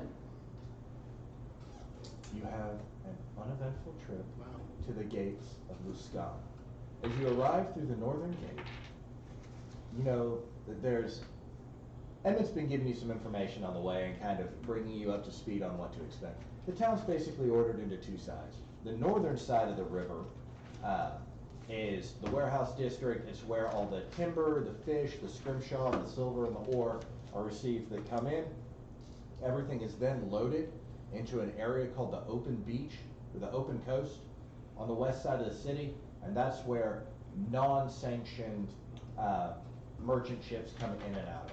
Then there's a harbor where the city's professional navy stays safe.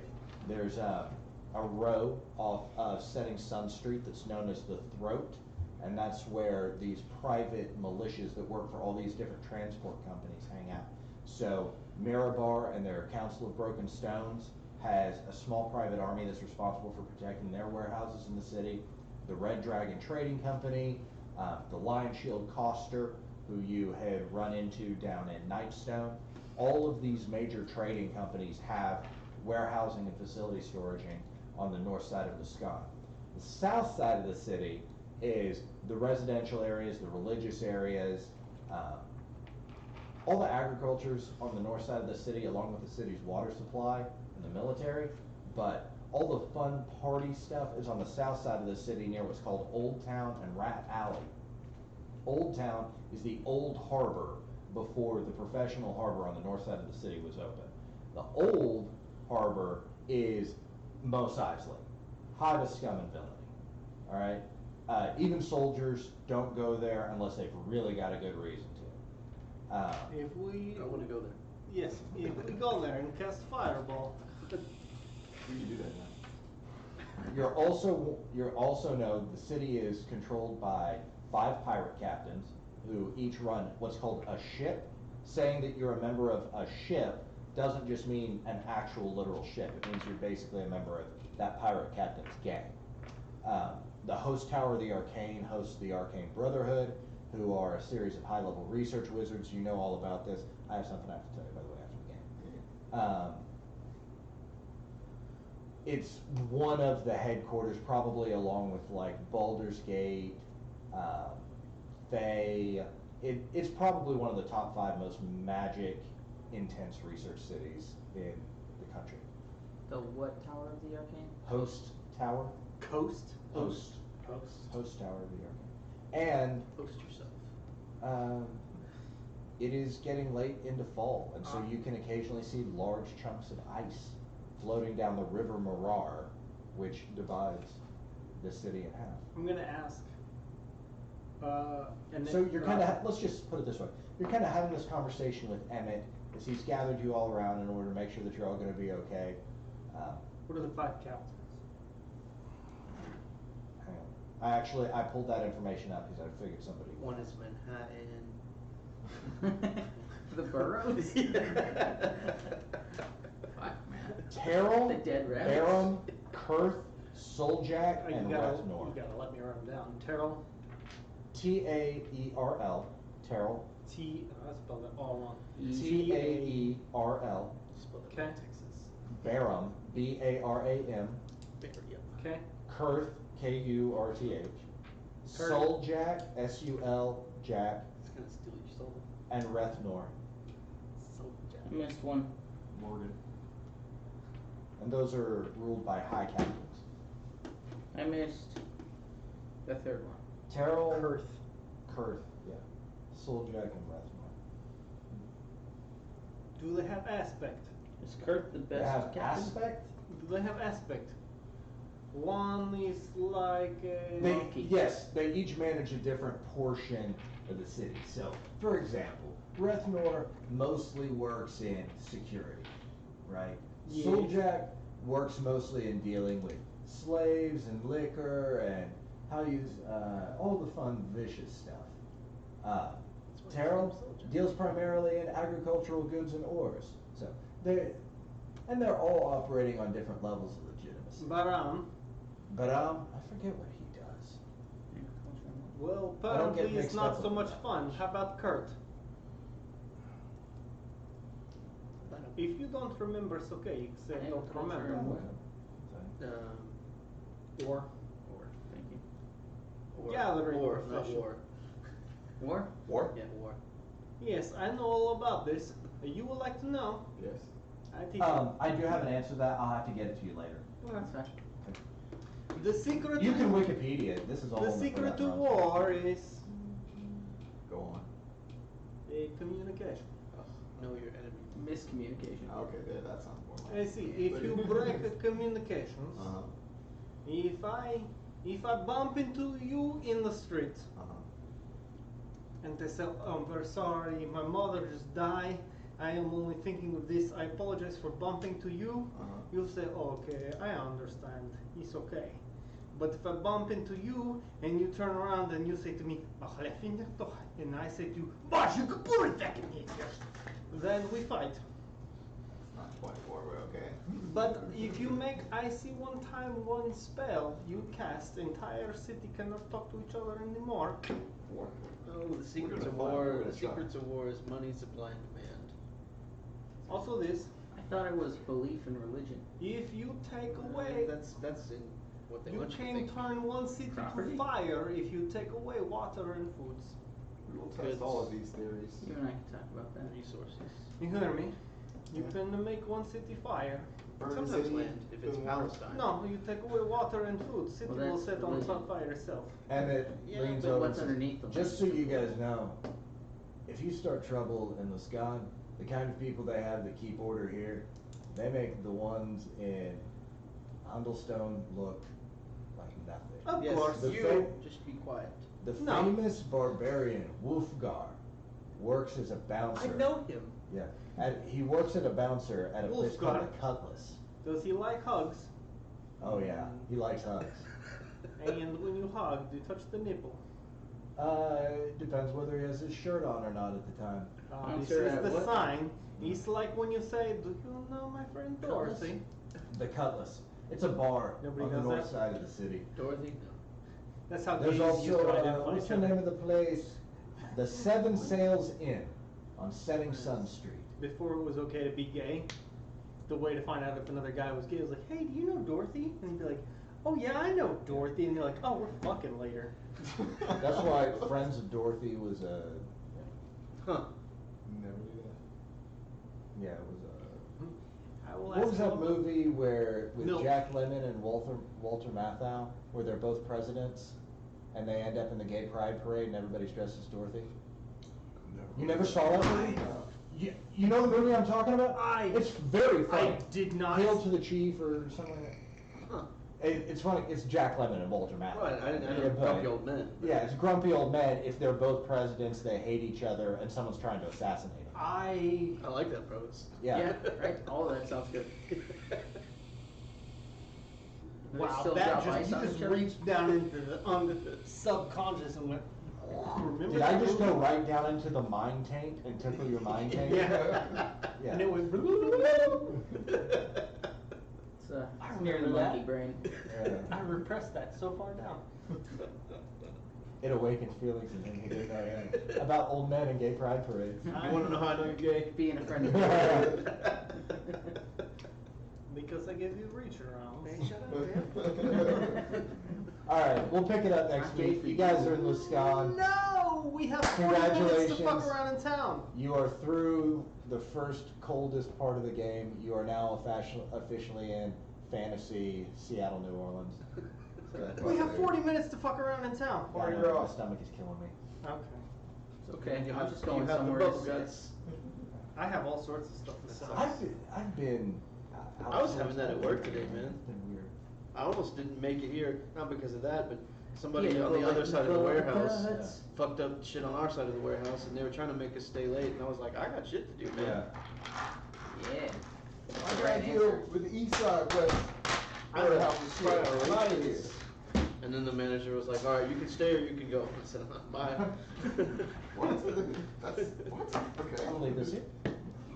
I'm so excited to have my laser pointer. Very excited. I'm excited too. What have I eaten today? That's probably my problem. Oh no, I had good pulled pork. Well, pulled pork and roast vegetables. And for breakfast, I had like a Denver omelet. That's your problem. Your breakfast should have been pulled pork and veggies. My dice have accumulated. Yeah. They keep growing. I You have still two different smoking bags one? at this point. Yeah. Yeah, this is that like cinnamon donut churro or It's whatever. delicious. That's weird. I just can't get behind flavored smoke. I can't get behind any of it. Well, Tastes good. I'm sure it tastes good, but it's I just like like the tobacco every now and again. it's like I had an IPA one time called Blue Paw, and I tasted like I was drinking a blueberry muffin. Mm. And while that's delicious, I want to drink beer. I'm drinking beer. I don't want to Look, drink muffins. I'm gonna be honest though, when I dipped, I like the candy flavors like cherry and shit like that. Yeah. So, and the mint ones made me sick. So I get it. Also, it's great for marketing to kids. Like fucking phenomenal. It does such a I've wonderful seen that job. meme. We almost had this the next generation off nicotine, then y'all made everything candy flavored. Yeah. I haven't seen that meme, but straight up, like it's serious. That's why dip started coming out in those flavors. It's probably the exact same reason that they have that with all the vape shit. Delicious. To be fair though, I work in restaurants, and more restaurants I go to, less and less people smoke cigarettes, although plenty of them do still vape. Yeah. Well, you don't smell like ass all the time. Well, Like, when I quit smoking, like, now I go around people who smoke, I'm like, you smell like musty like, ew. To be fair, I didn't notice it when I was smoking. When you smoke, you don't notice it. Yeah. Yeah. I was smoking a pack of Marlboros a day, I didn't notice it. And I quit, now I'm around someone who's smoking a Marlboro, I'm like, geez, I man. smell like roll gas. your own Yeah. for like 8 fucking years. I'm sure I smell like the worst kind of hippie. I don't remember when I smoked and I quit for a time, and I went to take a shower one day and I got out of the shower and I had my towel and I was like, the fuck is this shit? My towel smells like cigarettes? I don't even smoke in the house. That's from me. Yeah. What? I do still remember the place I lived at where I decided fuck it and I smoked inside. I don't smoke as much as I used to. I Can't never imagine smoke. what that I smelled never like to smoke at other work. people. Good for you. That makes a big difference. Yeah, especially I work 10 hours a day, Yeah. 10 hours plus. One time when I thought about quitting, I told one of my bosses I wasn't gonna smoke until like on my days off I wouldn't smoke until after 5 p.m. and on days I worked I wouldn't smoke until So after you work. smoke like, what, 2 or 3 a night? Maybe 5 tops. It depends on how much you're drinking. Yeah. I'm the same way. If I'm not drinking, it's no Doesn't problem. matter, yeah. If I get about 3 in me, I'm like, hey. Right. Somebody told me they thought it was stupid, so then like 2 other people chimed in and said the same thing. And I'm like, all right, fuck it, I guess I'll just keep smoking like a chimney. I thought maybe mitigating it would help me, but fuck all of you. Yes, but fuck all of you. But fuck all of you. But fuck There all is, of you. I will say this, though. There is something magical about like the first cigarette of the day and a cup of coffee that is difficult to replicate. My dad used to say that all the time. He didn't smoke for a long, long time, but when he did, he said he always remembered that combination, and then taking a nice shit after. There's that one movie, not based on the last part, Cigarettes and chocolate milk, then a deuce. but it was called Coffee and Cigarettes, and Yeah. it was like a black and white, and it was just different people sitting at cafes, and it was like Method Man and Redman, and like Jack and Meg White, and like all these different, and some people had like tea in Iggy a Pop one, and like Tom Waits. yeah, Nice. yeah, it was just a great collection of people sitting around talking while having coffee and cigarettes. Like that was one of those artsy fucking movies, but it was really well done. And it was really That's cool. cool as hell. Cigarettes and chocolate milk. Yes, These do are it. Do just it a now. couple Don't wait for his of permission. my Just fucking do it. cravings. Go in there and fuck up his computer. It's in the middle of filming shit. Everything I Yeah, do it. like Toss is salad. just a little bit sweeter. Hot salads and scrambled A eggs. little bit fatter. Dude, so What is that I don't one? have cable, but Frasier. A little Oh, bit. yeah. I turned on my TV and I guess there's like this channel called Cozy or something like that, or it's one of these channels, and it just shows like old Frasier reruns. Nice. And so I actually stopped down and like watched TV for a solid hour and a half the other day and just watched Frasier reruns. I've been rewatching it. I never really like watched it, but my dad watched it a lot, and so I'm like going back through the things that he would watch. That show's brilliant. That makes sense. It really Damn it! I try to watch that, and Joe's like, "This is for white people." I mean, that's She's true. not That's wrong. That's 100% Like, God damn it! true. Sam, you ever try to It's check out hilarious. Lost Room? It's incredible. Not yet. Check out what? The Lost Room.